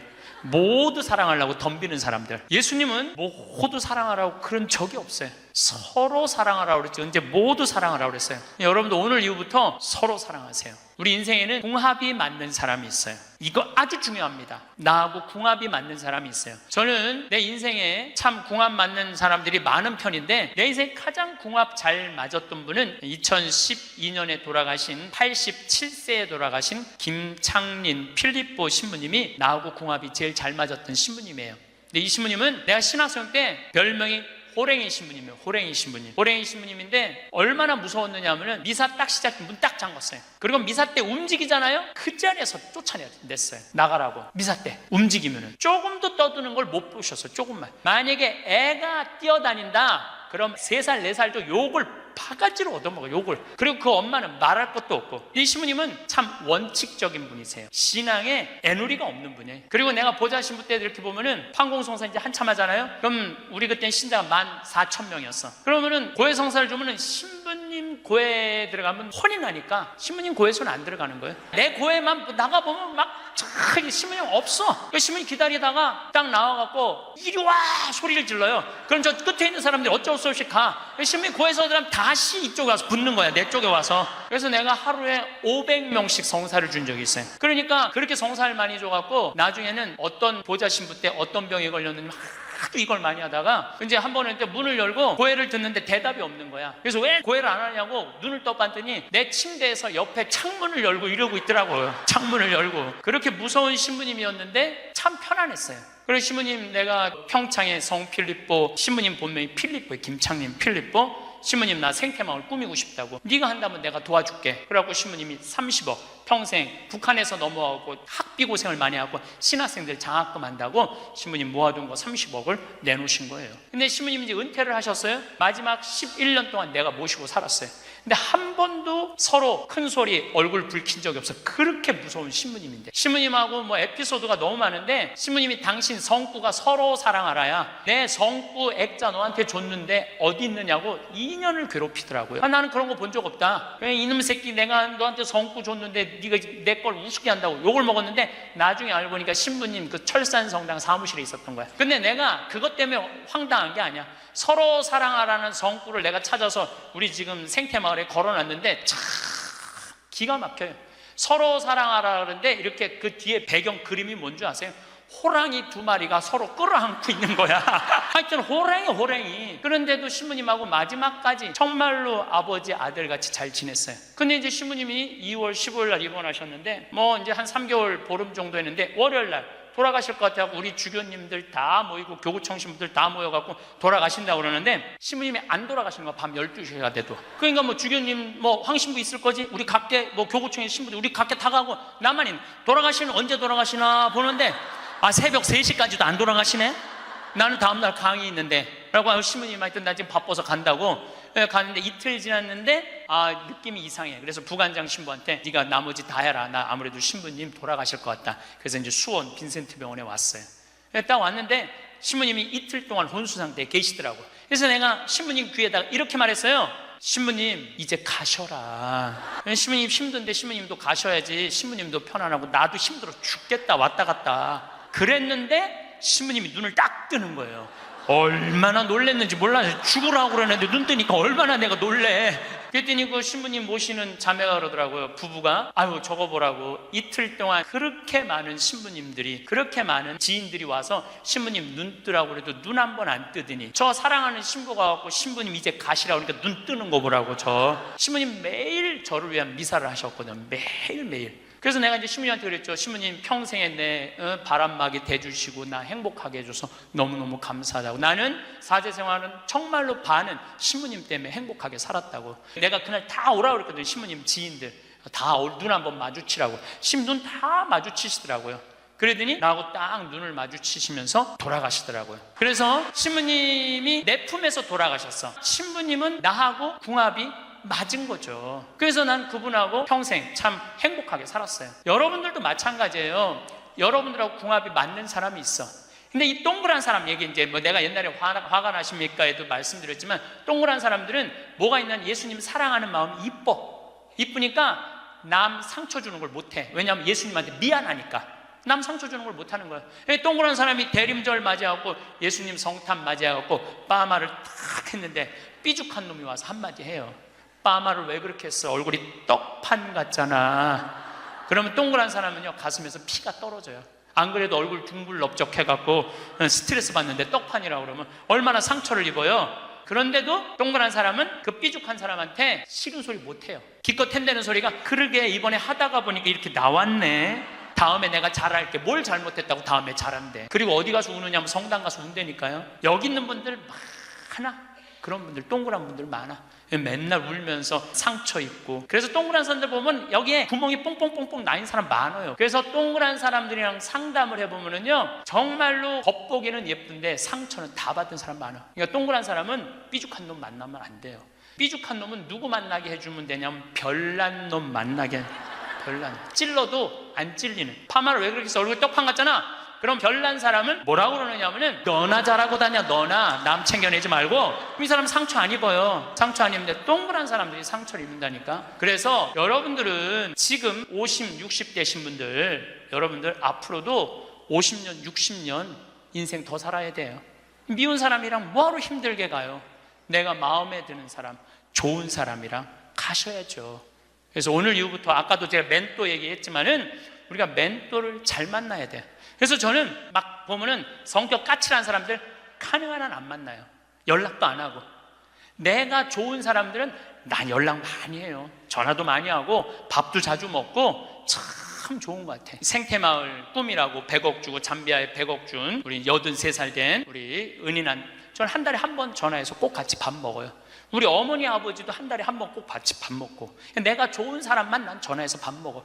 굳이 삐죽한 애 전화해갖고 내가 예수 그리스도의 이름으로 저 사람을 사랑하고야 말리라. 난 안 그런다 이거야. 그래서 40 부록이 되면서 유혹도 흔들림도 의심도 별로 없어진 것에 대해서 너무너무 감사하다는 거죠. 50이 지천명이야. 50이 지천명. 50이 되면은 뭐 해야 되느냐면 하늘의 뜻을 아는 나이야. 49까지는 세상에 관심이 많았다면 50부터는 어디에 관심이 많아야 돼? 하늘나라에 관심이 많아야 돼. 여러분들은 49까지는 세상에 속해서 살았어. 세상 일 많이 하고 살았어요. 그럼 50부터는 이제 내가 이제 어디 갈 거야? 하늘나라 갈 거 아니야 이제? 이제는 갈 날이 점점 다가오잖아요.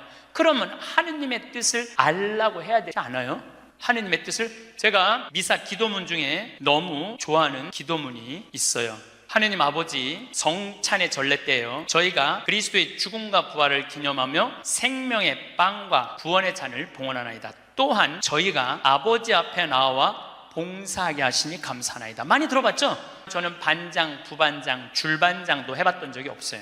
우등상도 타봤던 적이 없어요. 내 평생에 1등이라는 건 한 번도 해본 적이 없어요. 그런데 나같이 부족한 인간이 오늘도 미사 같이 봉헌하겠지만은 이 많은 교우들한테 기도를 바쳐 올릴, 또한 아버지 앞에 나와 이 많은 교우들을 위해서 미사 드리게 해주는, 또한 아버지 앞에 나와 봉사하게 해주시니 감사나이다. 난 너무너무 영광스러운 거야. 아버지 일을 하는 것에 대해서 너무 감사하는 거야. 30대 때는 하느님의 이름을 빌려서 내 일을 했어요. 30대 때는 어땠냐, 뭐가 진행이 안 되면 성질을 있는 대로 부렸어요. 근데 요즘은 막 일이 진행이 안 되잖아요. 그럼 딱 내려놔요. 그리고 이렇게 말합니다. 당신이 원하는 게 아니네. 그거 딱 내려놔요. 하느님 당신이 원하는 일이면 되겠지. 제가 작년에 잠비아에 가갖고 간호대학 수도된 걸 보고 사는 맛 사는 멋 삼교 한 끼 책 파는 거 2억 인쇄 내놨다고 그랬잖아요. 그래갖고 교우들한테 1,000만 원씩 30명만 도와달라고 그랬잖아요.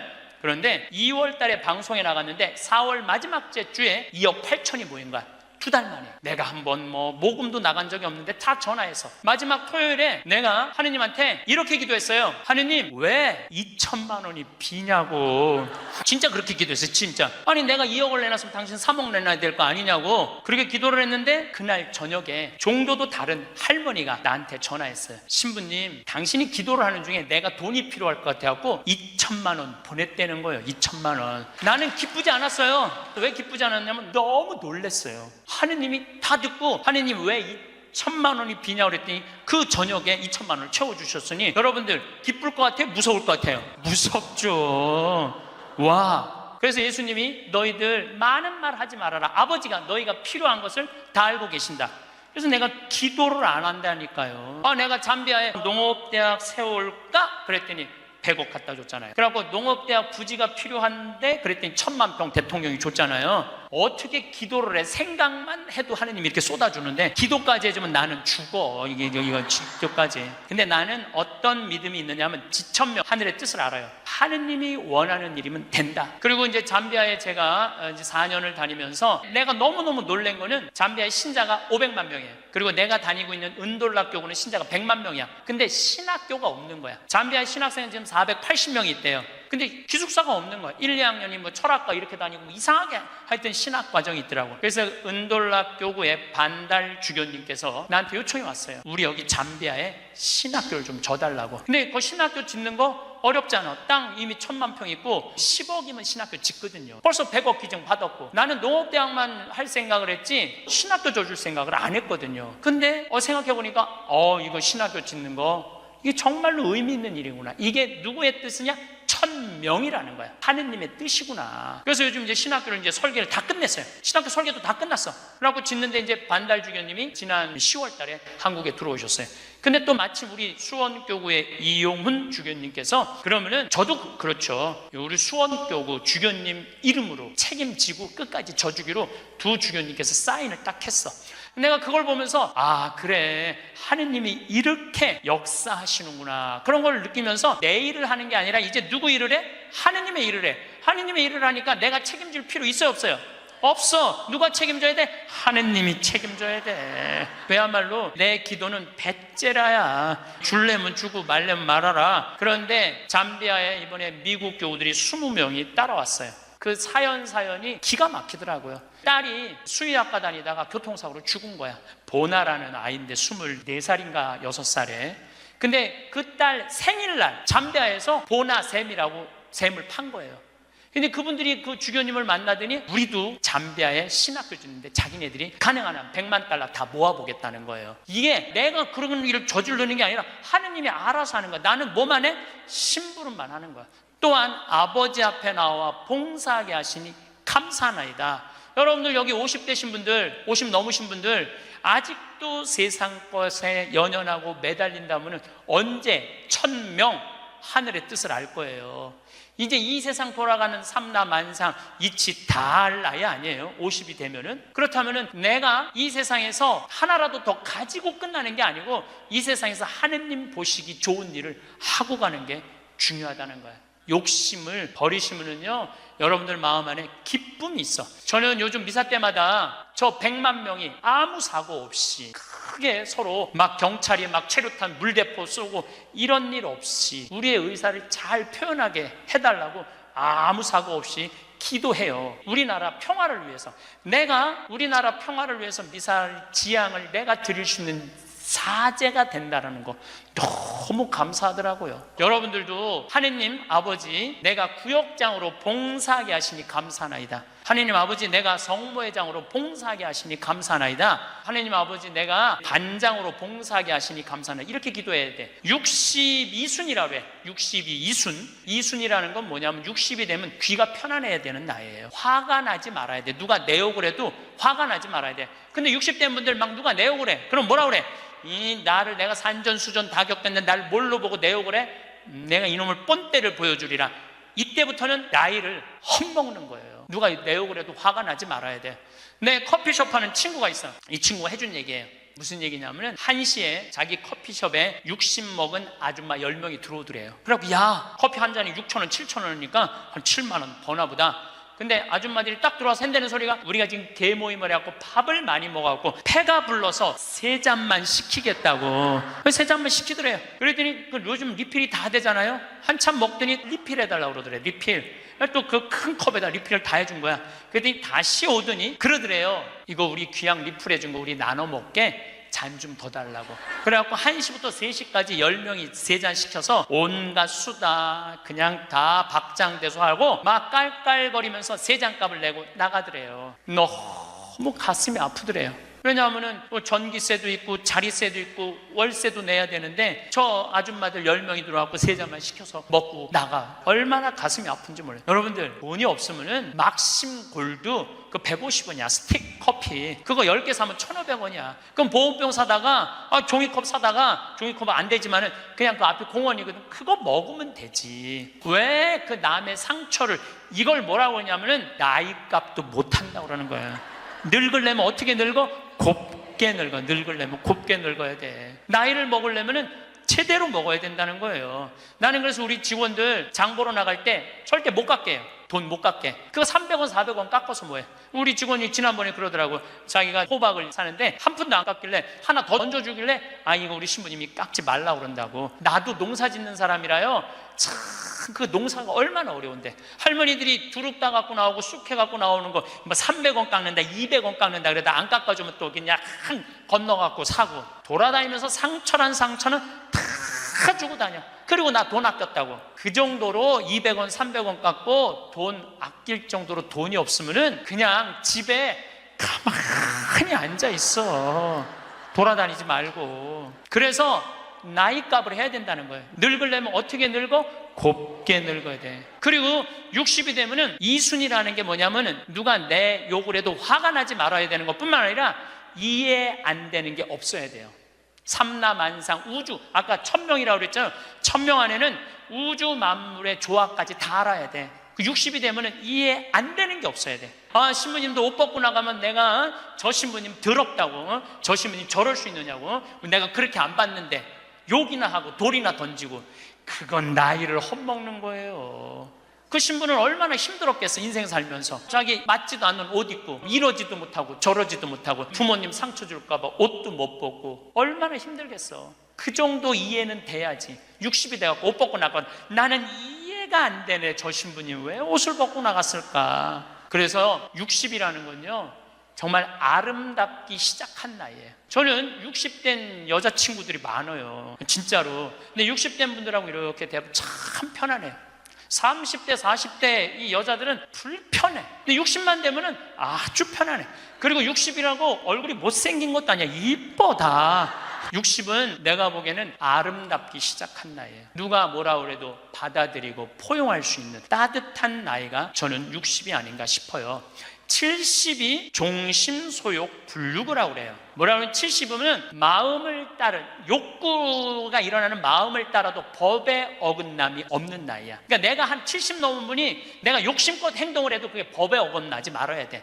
다시 말해서 좀 쉽게 얘기하면 우리 천주교 교우들 알아듣기 쉽게 말하면 70에 내가 하는 행동이 하느님이 하는 행동하고 똑같아야 돼. 근데 70된 할머니들 막 잔치집에 갔는데 그냥 부친 게 맛있다고 꼬쟁이에, 그 집에 부친 게 남든 뭐 모자라든 상관하지 않고 꼬쟁이에 싸갖고 막, 그게 이제 늙으려면 곱게 늙으려는 거예요. 그러면 안 된다는 거예요. 분류구라는 게 뭐냐면 자야, 자아가 넘침이 없는 거, 넘침이 없는 거. 요셉 성인을 의인이라고 그러죠. 왜 의인이라고 그러는지 아세요? 목수들은 자가 생명이에요. 그래서 길이가 정확해야 돼. 그래서 목수들은 재판할 때도 누구를 불러냐? 목수를 불러요. 목수를 불러갖고 이 사람이 정확하게 계산한 거냐? 누가 다 계산해줘? 목수들이 계산해줬어. 그 의인이야, 의인. 그러니까 어긋남이 없는 거야, 어긋남이. 난 70된 할머니들 싸우는 거 많이 봤어요. 우리 생태마을에 노인대학이 많이 오거든요. 그럼 우리 이제 항아리가 거의 1000개 정도 돼요. 항아리는 열어보면 안 돼요. 할머니 한 분이, 내가 들은 얘기야. 할머니 한 분이 와갖고 그 문을 이렇게 걸어두거든요. 근데 문을 열고 들어가더래. 그 항아리 있는 대로. 공사자가 할머니 거기 들어가시면 안 돼요. 들은 척도 안 하고 들어가더래, 거기를. 그러더니 이제 항아리를 하나하나 보더래. 그래서 할머니 그 항아리 열어보면 안 돼. 들은 척도 안 하고 항아리를, 고무 밴드를 벗기더래. 할머니 그 찍어 먹으면 안 돼요. 들은 척도 안 하고 찍어. 그 항아리 하나 300만 원인데 그거 하나 부대기 생기면 누가 책임질 건데. 그래서 우리가 나이를 먹어가면 먹어갈수록 상식이 가득 차야 돼요. 나이가 먹을수록 어린아이가 돼가는 경우가 참 많아요. 근데 공자님이 73살까지 살다가 죽었어. 무슨 얘기냐면은 천지가 80이 넘게 사는데 70까지만 얘기를 하고 죽은 거야, 공자님이. 80은 어떻게 살으라고. 그래서 내가 80을 내가 생각을 해봤어요. 80은 뭐 해야 되는 나이냐면은 생생지심의 나이예요. 생생지심이라는 게 뭐냐면은 생명을 사랑하는 나이야. 80은 생명을 사랑하는 나이. 80까지 살면은 여러분들 감사하지 않아요? 감사하죠? 저는 46세 위암 수술을 하고 매년 가을마다 단풍 구경을 가요. 셋째 주 월요일 날 우리 부관장 출신 신부들하고 단풍 구경을 가는데 너무너무 아름답더라고. 그때 내 기도문이 뭐냐면, 하느님 올해도 단풍을 보게 해주셔서 감사합니다. 이렇게 아름다운 단풍을 보게 해주셔서 감사합니다. 근데 80이 된 분들은 단풍을 몇 번을 보는 거야? 80번을 보는 거 아니에요. 얼마나 감사해. 근데 80 먹은 할머니들 뭐 다리도 아프고 허리도 아프고 뭐 귀찮지. 근데 이렇게 말해요. 아, 늙으면 죽어야 돼. 사는 게 귀찮아.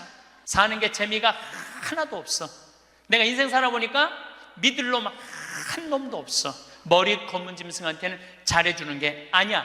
80 먹은 할머니가 이렇게 부정적인 얘기를 하면은요, 이 할머니는 인생을 실패한 할머니예요. 생명을 사랑하는 나이에 오늘도 이렇게 하루를 나한테 선물로 주신 하느님한테 감사하다고.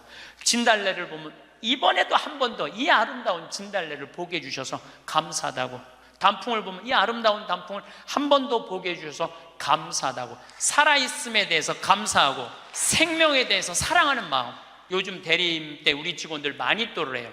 작년에 느닷없이 마니또를 하자고 그러더라고요. 그래서 이제 쭉 뽑았어. 우리 직원이 40명인데 나는 이제 60 먹은 형제가 뽑혔어요. 근데 한 달 동안 그 형제만을 위해서 기도한다는 게 좀 그렇더라고요. 왜냐하면 내가 40명의 목자인데. 그래서 내가 매일 한 명씩 이름을 부어서 묵주기도 5단을 해줬어요. 나는 어떤 신념이 있느냐면 하루에 묵주기도 5단 이상 하면 안 된다는 신념이 있어요. 5단도 힘들어 죽겠는데 막 20단, 30단 하는 사람들 보면은 놀라워. 뭐 한다고 20단, 30단씩이나 해. 그런데 날짜는 30일인데 직원은 40명이잖아요. 그러니까 5단은 무조건 선물로 줘야 될 거 아니야. 하루에 10단을 하게 되더라고요. 그런데 하루가 너무 충만한 거야. 막 10단을 하니까 더 충만한 거야. 이 남을 위해서 기도하는 게 참 좋으네. 너무 좋더라고, 기도하는 게. 1월 달에 딱 되고 나는데 우리 어머니 아버지 막내 세연이라고 이제 증손녀가 태어났는데 23명이야. 매일 한 명씩 묵주기도 5단을 했어요. 2월 달에는 내가 이제까지 살아오면서 나하고 사이 좋았는데 죽은 사람들 위해서 묵주기도 5단. 여러분들 여기 화랑에 작년 12월 14일 날 내 친구 신부 김순겸 사도 요한 신부가 모잠비크에서 선교사 하다가 죽었어, 교통사고로. 근데 그 신부가 그림 그린 거 여기 지금 전시해요. 난 그렇게 그림 잘 그리는지 몰랐어. 지금 아까 내려왔다 왔는데 너무 너무 그림 잘 그리더라고. 우리 순겸이 신부, 뭐 성모님이 너무 사랑하지만 천당 가게 해달라 그러고, 뭐 또 뭐 안토니오 신부, 뭐 여러 신부들, 또 내가 뭐 글라라, 여러 뭐 하여튼 죽은 사람들 한 달 동안 기도해 주니까 기분이 내가 너무 좋더라고. 그래서 3월 달부터, 올해 3월 달부터는 이제까지 어려서부터 지금까지 나한테 잘해줬던 사람을 위해서 묵주기도를 맨날 해요. 신부님 미운 사람 없어요? 여러분들, 내 가슴이 얼마나 넓다고 미운 놈까지 다 고이 간직해야 돼? 그렇지 않아요?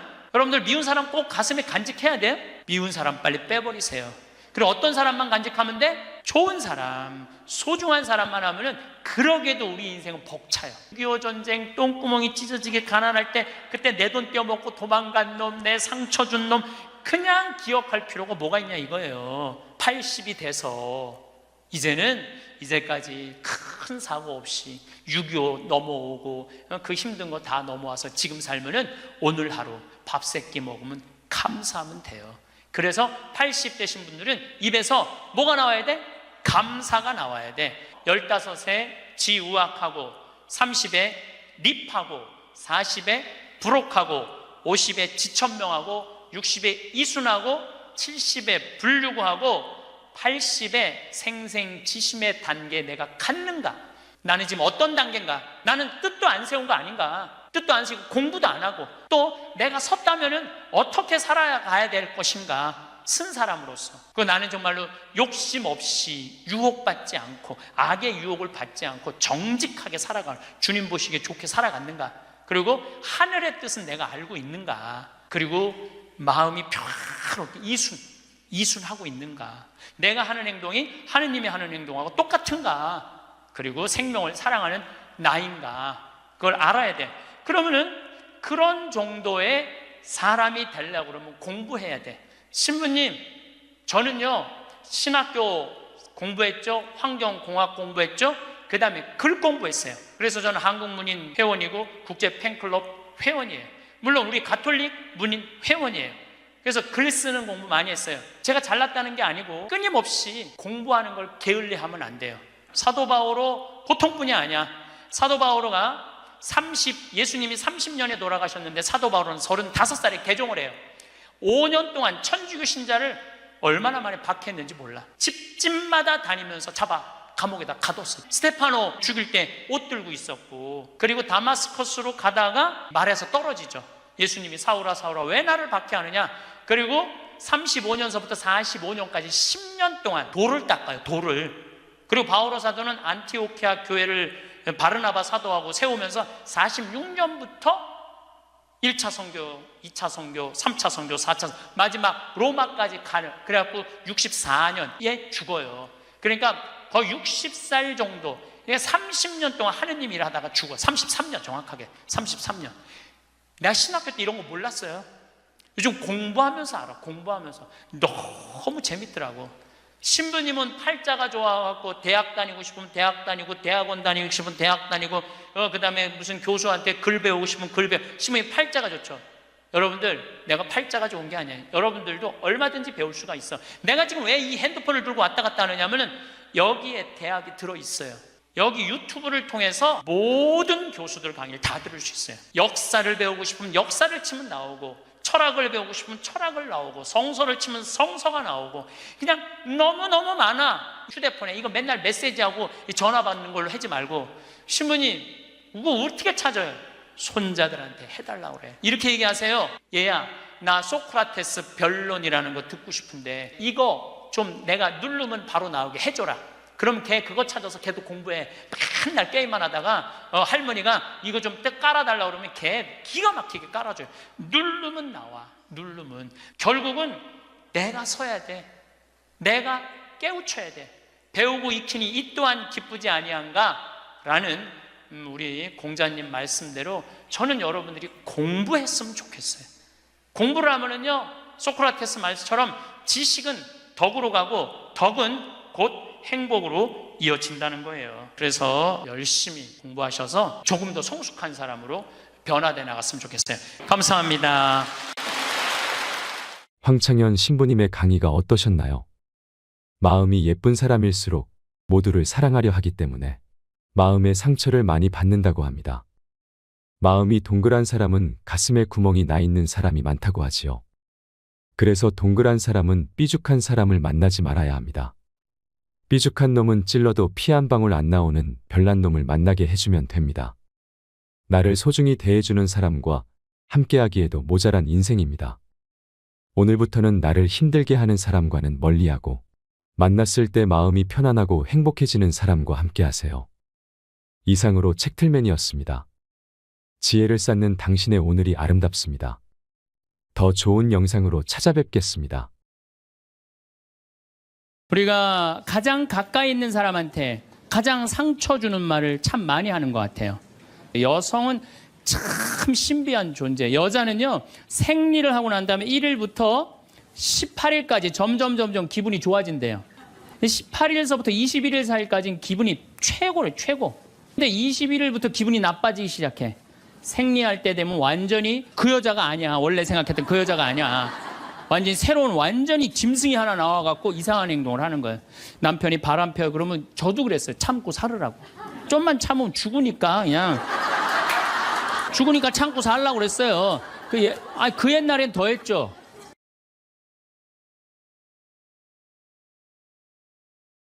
인간이 살아가면서 말처럼 중요한 것이 없습니다. 한 집에 사는 식구라 해도 말이 안 통하면 남남처럼 지내기 마련입니다. 사회에서도 말이 안 통하면 힘 있는 자들의 독재로 흘러갑니다. 국제관계에서는 말이 안 통하면 전쟁이 일어나기도 하지요. 정치인들이 입버릇처럼 말하는 소통은 다름 아닌 서로 말이 통하게 하자는 뜻입니다. 사람은 말 한마디에 인생이 바뀌기도 합니다. 박지성 선수는 수원공고 시절부터 축구 실력이 뛰어났지만 프로축구팀은 물론 대학에서도 그의 가치를 알아보지 못했다고 합니다. 당시 명지대 축구 감독은 박지성의 진가를 알아보고 선발하려고 했지만 축구팀 정원이 다 차서 할 수가 없었습니다. 박지성 선수는 어쩔 수 없이 명지대 테니스학과 정원을 빌려 입학했습니다. 그 후 박 선수는 히딩크 감독을 만나 제2의 인생을 살게 됩니다. 프로 선수도 아니고 유망주도 아니었던 박 선수를 뽑았던 히딩크는 비난 여론을 감내해야 했습니다. 미국 골든컵에서 부상을 입고 좌절하고 있던 박 선수에게 히딩크는 통역을 통해 한마디 건넵니다. 당신은 훌륭한 선수가 될 자질이 있다. 박지성 선수는 자서전에서 일분의 칭찬이 자신의 인생을 바꿔놓았다고 고백했습니다. 그때부터 자신 있게 모든 경기에 임했던 박지성 선수는 세계적 축구 명문 구단인 영국 맨체스터 유나이티드에서 뛸 만큼 세계적 축구 선수가 됐습니다. 말과 말하는 사람에는 등급이 있습니다. 생명을 살리는 말씀을 하는 사람이 있는가 하면 좋은 열매를 맺는 말씨를 뿌리는 사람, 기분을 나쁘게 하는 말투를 가진 사람이 있습니다. 자살을 결심한 천주교 신자 한 명이 죽기 전 마지막으로 미사에 참여하러 성당에 갔다고 합니다. 그날따라 신부님 강론 말씀이 위로와 용기를 줬답니다. 결국 마음을 바꿔 성당을 나오면서 열심히 살아보기로 했습니다. 이것이 바로 생명을 살리는 말씀입니다. 마틴 루터 킹 목사는 1960년 흑인에게 투표권이 주어지지 않았을 때 I have a dream이라는 연설로 많은 흑인의 가슴에 희망을 심어줬습니다. 나는 피부 색깔로 사람이 평가받지 않고 그 사람의 인격에 의해서 평가받는 세상이 오기를 꿈꾸고 있습니다. 그 유명한 연설은 오늘날 미국 사회가 흑인 대통령을 선출하는 역사로까지 발전하는데 큰 몫을 한 말이 됐습니다. 말을 가장 험하게 쓰는 관계는 가족 간입니다. 특히 자식이 부모 뜻대로 되지 않을 말을 함부로 하는 경우가 많습니다. 공부를 못하면 죄인으로 여기는 대한민국 자식들에게 좋은 말로 격려해주는 부모가 얼마나 있을까요? 용기를 북돋워주는 말을 들으면서 자란 청소년들은 어디서나 당당하게 살아갈 자신감을 얻습니다. 특히 어린아이에게 무심코 뿌린 말씨는 그 아이 인생을 결정하기도 합니다. 2009년 한 방송사에서 한글날을 맞아 재미난 실험을 방송한 적이 있습니다. 밥을 지어서 한쪽에는 아나운서들이 고마워, 사랑해, 보고 싶었어 같은 긍정적 말을 하게 하고 다른 한쪽에는 꼴 보기 싫어, 쳐다보기도 싫어라는 부정적 말을 하도록 했습니다. 한 달이 지나자 놀라운 일이 벌어졌습니다. 좋은 말을 한 밥에는 향기가 나는 하얀 누룩이 핀 반면 부정적 말을 한 밥은 새카맣게 썩어버렸습니다. 하다못해 밥도 말 한마디에 이처럼 반응하는데 사람은 어떨까요? 현대인들은 입만 열면 힘들어 죽겠다. 이렇게 사느니 죽는 게 낫다는 말들을 많이 합니다. 살아가는 일이 얼마나 큰 축복인지 모르는 채 복을 날려버리는 말 한마디가 될 수 있습니다. 좋은 말에는 복이 따라오게 돼 있습니다. 사람 운명까지도 갈릴 수 있는 말 한마디에 복을 담을 수 있기를 바라며 황창현 신부님의 행복 특강을 듣겠습니다. 영상이 마음에 드신다면 구독과 좋아요, 알림 설정 부탁드립니다. 우리가 가장 가까이 있는 사람한테 가장 상처 주는 말을 참 많이 하는 것 같아요. 그래서 여러분들 부부끼리 서로 기분 나쁠 때가 있어요. 그럴 때 이렇게 뭐 감정적으로 생각하거나 극단적으로 생각할 필요가 없을 것 같아요. 왜 그렇게 생각하실 필요가 없느냐면 지금 종자가 다른 종자가 이상한 행동을 하고 있다. 이렇게 생각하면 좀 마음이 좀 편안해요. 저 사람이 날 미워해서 그러는 게 아니다. 더욱이 여성이라는 이 성은 제가 남성이기 때문에 그런 걸 많이 느껴요. 여성은 참 신비한 존재. 여자는요, 생리를 하고 난 다음에 1일부터 18일까지 점점 기분이 좋아진대요. 18일서부터 21일 사이까지는 기분이 최고래, 최고. 근데 21일부터 기분이 나빠지기 시작해. 생리할 때 되면 완전히 그 여자가 아니야. 원래 생각했던 그 여자가 아니야. 완전히 새로운 완전히 짐승이 하나 나와갖고 이상한 행동을 하는 거예요. 그러니까 여자는 기분이 좋고 나쁘고 너무 분명해요. 좋을 때는 한없이 좋고 나쁠 때는 또 한없이 나쁜 경우가 있어요. PMT라고 이게 여자는 그 생리 전 긴장감이 있대요. 이 현상이 있어갖고 여자의 감정을 남자들이 내 말로는 난 도저히 이해가 안 돼. 이 주기를 몰라서 그래요. 더욱이 여자가 한 18일에서 21일 사이는 기분이 얼마나 좋으냐면은 처녀 때도 이때 만약에 파티장에 가고 술을 먹는데 남자를 보면은요 모든 남자가 다 멋있게 보인대. 그래갖고 그냥 이때 그냥 술 먹고 호텔에 다음날 아침에 깨보면 어머머 내가 미쳤어 내가 왜 그랬지? 이런 일이 이때 벌어지는 거예요. 그래서 보통 보면은 부부들 보면 너무 예쁜 여자하고 이상하게 생긴 남자가 부부로 사는 경우가 있어요. 이 경우는 18일에서 21일 사이에 만난 경우에 이 경우는 전혀 어울리지 않는데도 같이 사는 경우가 있어요. 그걸 뭐 번개 맞은 사랑, 운명 같은 사랑 그런 거 아니에요. 그런데 이게 결혼할 때만 이런 현상이 일어나는 게 결혼하고도 계속 이 주기가 반복되는 거예요. 그러니까 남자들도 이걸 이해를 못하니까 답답한 거. 저 여자가 왜 저러나? 느닷없이 왜 신경질을 부리지? 또 느닷없이 너무너무 잘하고. 이런 주기, 본인들도 아마 그런 주기에 대한 인식이 있으실 거예요. 인간이라는 게 그렇게 복잡한 것 같아. 근데 옛날에는 이렇게 복잡해도 몰라도 됐어요. 그냥 참고 살고 그냥 견디고 살고 성당에서 십자가 생각하고 참으라고 그러면은 그냥 참고. 제가 20년 전만 해도 뭐 신부님 남편이 때려요, 남편이 바람 펴요 그러면 저도 그랬어요. 참고 살으라고. 좀만 참으면 죽으니까 그냥 죽으니까 참고 살라고 그랬어요. 그 옛날엔 더 했죠. 그 옛날에는 뭐 100년 전, 200년 전에는 참고 살면 둘 중에 하나 아무나 빨리 죽으니까 그냥. 근데 요즘은요 한 3, 40살 된 사람이 남편이 때려요, 바람 펴요, 빚만 만들어놔 이러면요 참고 살라고 얘기하기가 참 두려워요. 왜냐하면 참고 100년을 더 살아야 되는데 그거는 또 다른 형벌이거든요. 여러분들도 이제는 남자라는 이 동물을, 짐승을, 종자를 이해를 하셔야 돼요. 남편을 이해하라는 게 아니에요. 남자가 생겨먹은 게 어떻고 또 여기 있는 우리 형제님들은 여자가 생겨먹은 게 그러면 훨씬 좀 덜 싸울 거예요. 덜 크크크 치치치 카카카 된다니까. 그런데 이제 부부끼리도 서로에 대한 이해가 필요하지만은 여러분들 자녀에 대한 이해가 필요합니다. 자녀를 이해하셔야 돼요. 그리고 자녀하고 대화를 해야 돼요. 자녀하고 대화를 해야 되는데 우리나라 엄마들은 참 편안하게 교육해요. 딱 한마디만 하면 되니까 공부해. 이건 절대 교육이 아니에요. 작년 3월 13일 날 고등학교 3학년 남자아이가 엄마를 죽였어요. 목으로 칼을 찔러서. 그런데 얘가 전국 4천등 하는 아이였대요. 모의고사에. 근데 엄마는 전국 1등 하라고 그래요. 전국 1등. 나는 전교 1등은 들어봤어도 전국 1등은 처음 들어봤어요. 전국. 자식한테 전국 1등 하라고 강요한 엄마는 처음 들어봤어요. 근데 얘는 전국 4,000등이면요 서울대 들어가요. 왜냐면 1년에 서울대 4,000명 정도 뽑거든요. 4,000명 정도 뽑으면 뭐 카이스트, 경찰대 뭐 이런 데 다 빠지면은요 서울대 들어가고도 남아요. 그런데 얘는 전국 63등으로 고친 거야. 63등인지 62등인지. 내가 고등학교 때 반에서 받은 등수야 이거야 고등학교. 그런데 엄마가 이 성적표를 받아보고 아이를 야구방망이 골프채로 8시간을 두들겨 팼다는 거예요. 엄마가 전국 1등 하라고 그랬더니 왜 전국 62등 하느냐. 근데 3월 14일이 무슨 날이냐면 학부용 진학 상담하는 날이야. 얘는 전국 62등도 8시간 두들겨 맞았는데 전국 4,000등 걸리면은 나는 죽는다. 그래갖고 엄마를 미리 죽인 거예요. 나는 얘는 엄마를 죽였다고 생각하지 않아요. 시험 감독관을 죽인 거예요. 시험 감독관을.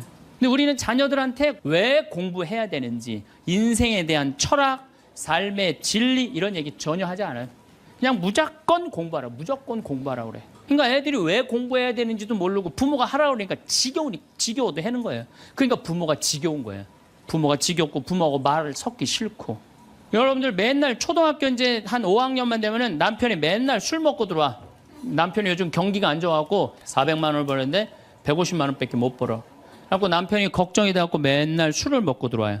그러면은 아내가 한다는 소리가 그래요. 지겨워 죽겠어. 뭐하러 나하고 결혼했어. 술하고 결혼하지. 내가 이혼을 하든가 말든가 해야지. 아빠는 맨날 술 먹고 들어오고. 초등학교 5학년만 되면은 여자의 초등학교 5학년 애들 눈치가 빨라요. 아, 우리 집이 지금 심각하구나.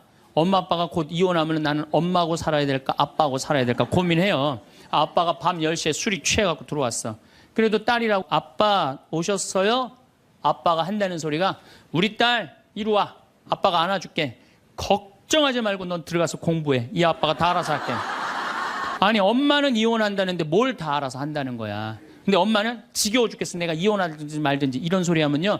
얘는 마음 잡고 공부 못합니다. 공부하란다고 공부하는 게 아니거든요. 정말 지혜로운 엄마는 어떤 엄마인 줄 알아요? 남편 술 취해갖고 들어오면은 방에다 뉘어놓고 근심 어린 얼굴로 쳐다보는 초등학교 5학년 딸아 아빠가 맨날 술 먹고 들어오니까 걱정되지? 엄마 나 걱정돼. 아빠가 왜 저래 조금? 사실은 아빠가 요즘 경제가 좀 어렵지 않니? 너도 알다시피 지금 유럽의 그리스 사태 터졌잖아. 그리고 이란 핵무기 때문에 지금 석유값이 자꾸 올라가고 있어. 그리고 미국은 리먼 브라더스 경제 위기가 왔잖아. 이렇게 어려운 경제 위기가 와서 아빠가 한 달에 400을 벌어야 되는데 150밖에 못 벌어. 근데 너도 알다시피 우리 핸드폰 4식구 쓰면은 20만 원이야. 그다음에 전기세 10만 원이야. 그다음에 아빠 차 운행하고 우리 버스 타고 전철 타고 다니는 거 30만 원이야. 우리가 라면만 먹고 살아도 60만 원이야.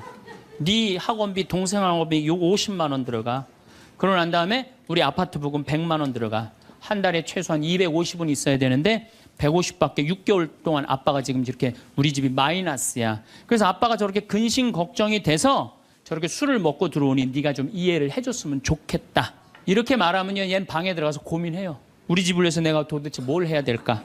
고민해요. 그런데 우리는 자녀들한테 이런 얘기 일체하지 않아요. 일체하지 않고 너는 들어가서 뭐 하라고 그래? 공부하라고 그래. 그러니까 애들이 공부를 왜 해야 되는지 모르잖아요. 유대인들은요, 초등학교 1학년만 되면은 왜 우리가 이 초막절을 지내야 되는지, 왜 우리가 과월절을 지내야 되는지, 할머니, 할아버지는 어떻게 살았고, 엄마, 아빠는 어떻게 살았고, 다 얘기해줘요. 이스라엘 애들은 초등학교 1학년 때부터 철드는 거예요. 아, 이런 역사 안에서 내가 살아가야 되는구나. 제가 지난 3월 달에 이스라엘에 초청을 받아서 갔다 왔어요. 근데 마침 그 사막 체험을 했는데 그때 이스라엘의 영재 아이들이 거기 왔었어요. 천재 아이들이죠. 근데 이스라엘은 고등학교 3학년 18살만 되면요 무조건 군대 가야 돼요. 3년. 남자고 여자고 다 3년. 근데 걔네들이 전부 다 의대 합격한 애, 공군사관학교 합격한 애, 다 그런 애들이야. 그래서 내가 물어봤어요. 니네들은 18살만 되면은 군대를 간다는데 너희들 정말 군대 가고 싶느냐? 내가 물어봤는데 걔네 눈빛이 반짝반짝 그러면서 나는 이 나라를 위해서 가겠다는 거예요. 그리고 그냥 가는 것도 아니고 반드시 가고 그냥 기쁘게 가겠다는 거예요. 얘네들은 역사, 의식, 가정의식 다 있는 거야. 우리나라 애들은 20년 동안 역사 얘기도 안 듣고 사람 살아가는 도리 얘기도 안 듣고 무조건 뭐만 하라고 그래? 공부만 하라고 그래. 제가 얼마 전에 내 친구의 친구가 세상을 떠났어요. 근데 그 세상 떠난 사람 여자야. 근데 고등학교 2학년 딸이 있고 대학교 1학년 아들이 하나 있는 거야. 그런데 이 엄마가 딸을 깨워야지 딸은 일어나서 학교를 가는 거예요.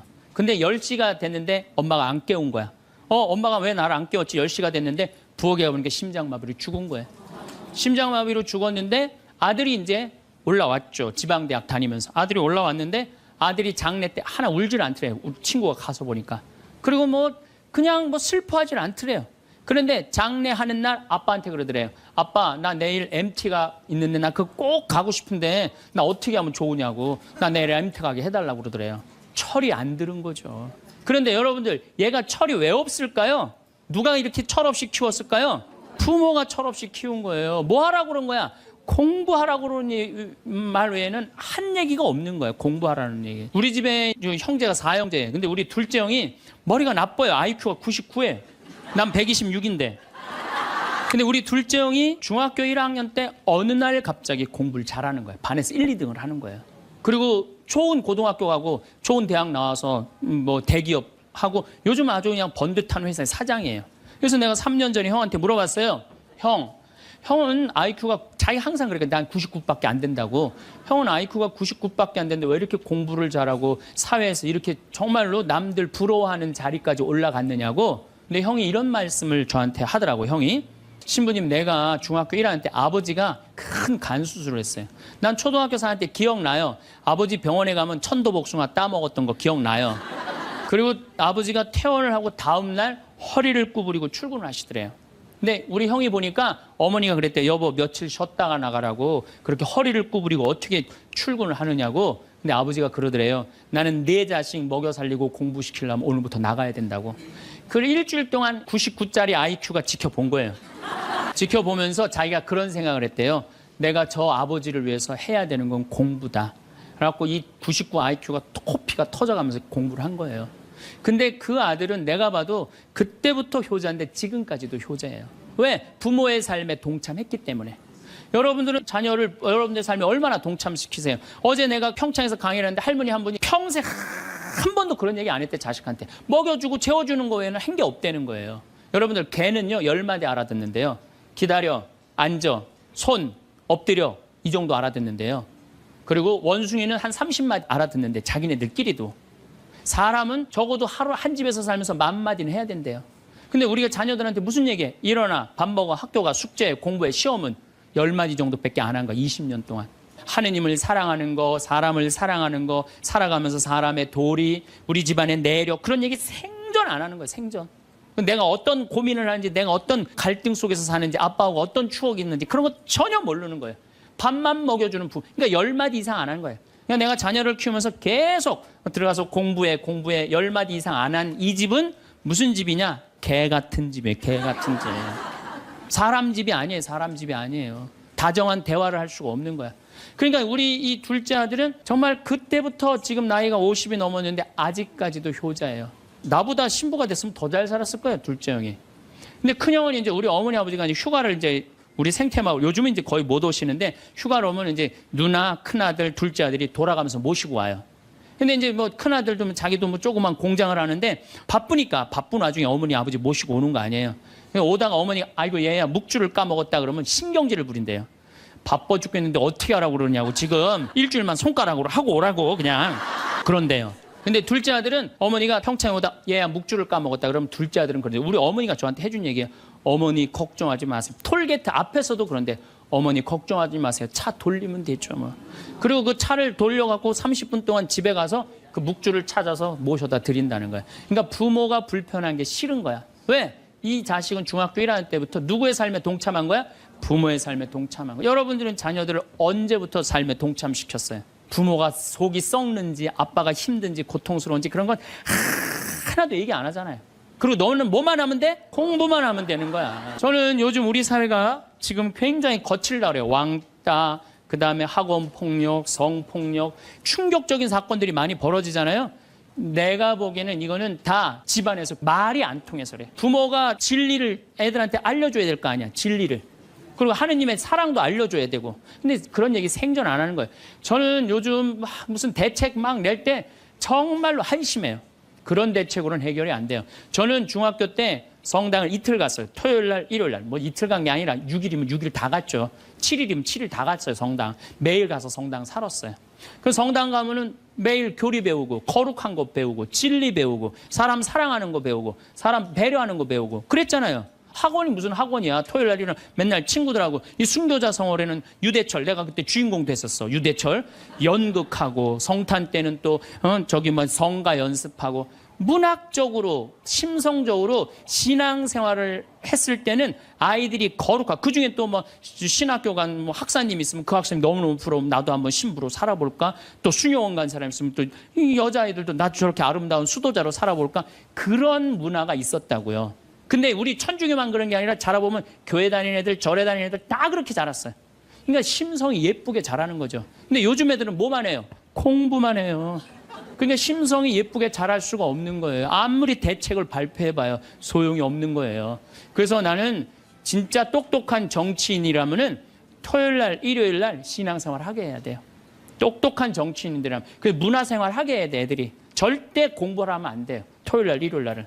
그렇게 자라면은 우리 사회가 굉장히 건강해지고 거룩해지고 진리가 충만한 나라가 될 거예요. 공부한다고 되는 일이 아니에요. 공부한다고. 그러니까 자식들하고 대화를 하려고 해도 대화를 해본 적이 있어야지 대화를 할 거 아니야. 공부하라는 말 외에는 해본 적이 없는데. 그래서 엄마 명동에 어때? 좋았어? 좋았어. 어떻게 좋았어? 그냥 좋았어. 넌 들어가서 빨리 공부해. 자, 그렇다면은 내가 어떻게 하면 대화를 잘할 수 있을까? 말을 잘할 수 있을까? 첫 번째, 들어라. 우리가 이게 부족해요. 듣는 게 부족해. 우리나라 사람들이 듣는 게 부족해. 제가 평택에서 본당 신부할 때 교우가 한 5천 명 됐었어요. 본당 신부 혼자 하는데 하루에 고해성사를 200명, 300명이 보는 거예요. 너무너무 힘든 거야. 그러니까 내가 주일날 막 교우들이 1분 이상 고해를 하면 막 신경질이 나는 거야. 그러니까 할머니들이 그냥 신부님 내가 6.25 때 시집 와갖고 그냥 독자 집에 시집을 왔는데 아들을 하나 낳았어요. 아들을 하나 낳았는데 그놈이 독자라고 내가 너무 오냐오냐 해서 키우다 보니까 이놈을 장가를 보냈는데 이놈이 이혼을 해갖고 손자를 나한테 맡겨갖고 내가 지난주에 그 손자 찾으러 다니느냐고 주일미사를 빠졌어요. 아, 주일미사 빠졌는데 왜 6.25 전쟁부터 시작을 해. 그래서 내가 교우들한테 항상 교육할 때 죄는 간단히 죄 진 것만 얘기해라. 과정은 설명하지 말고. 그러니까 참 교우들도 결론만 얘기하는 게 참 답답할 거 아니야. 고해소에서 그 답답한 속을 털어놔야 되는데 신부님은 막 200명, 300명 주름 기다리고 있고. 근데 내가 능평이라는 데 본당 신부를 딱 갔는데 교우가 500명이야. 딱 10분의 1이야. 고해소에 들어가고 성물돌 끝났는데도 들어오는 사람이 아무도 없는 거야. 너무 심심한 거예요. 그래갖고 이제 고해소에 딱 들어오면 너무 반가운 거예요. 그래갖고 신부님 저 시어머니를 미워했어요. 그럼 평택에서는 4계명 부모에게 효도하라고 그랬는데 미워하면 안 된다. 예수님이 십자가 생각하고 시어머니한테 잘해라. 딱 간단해.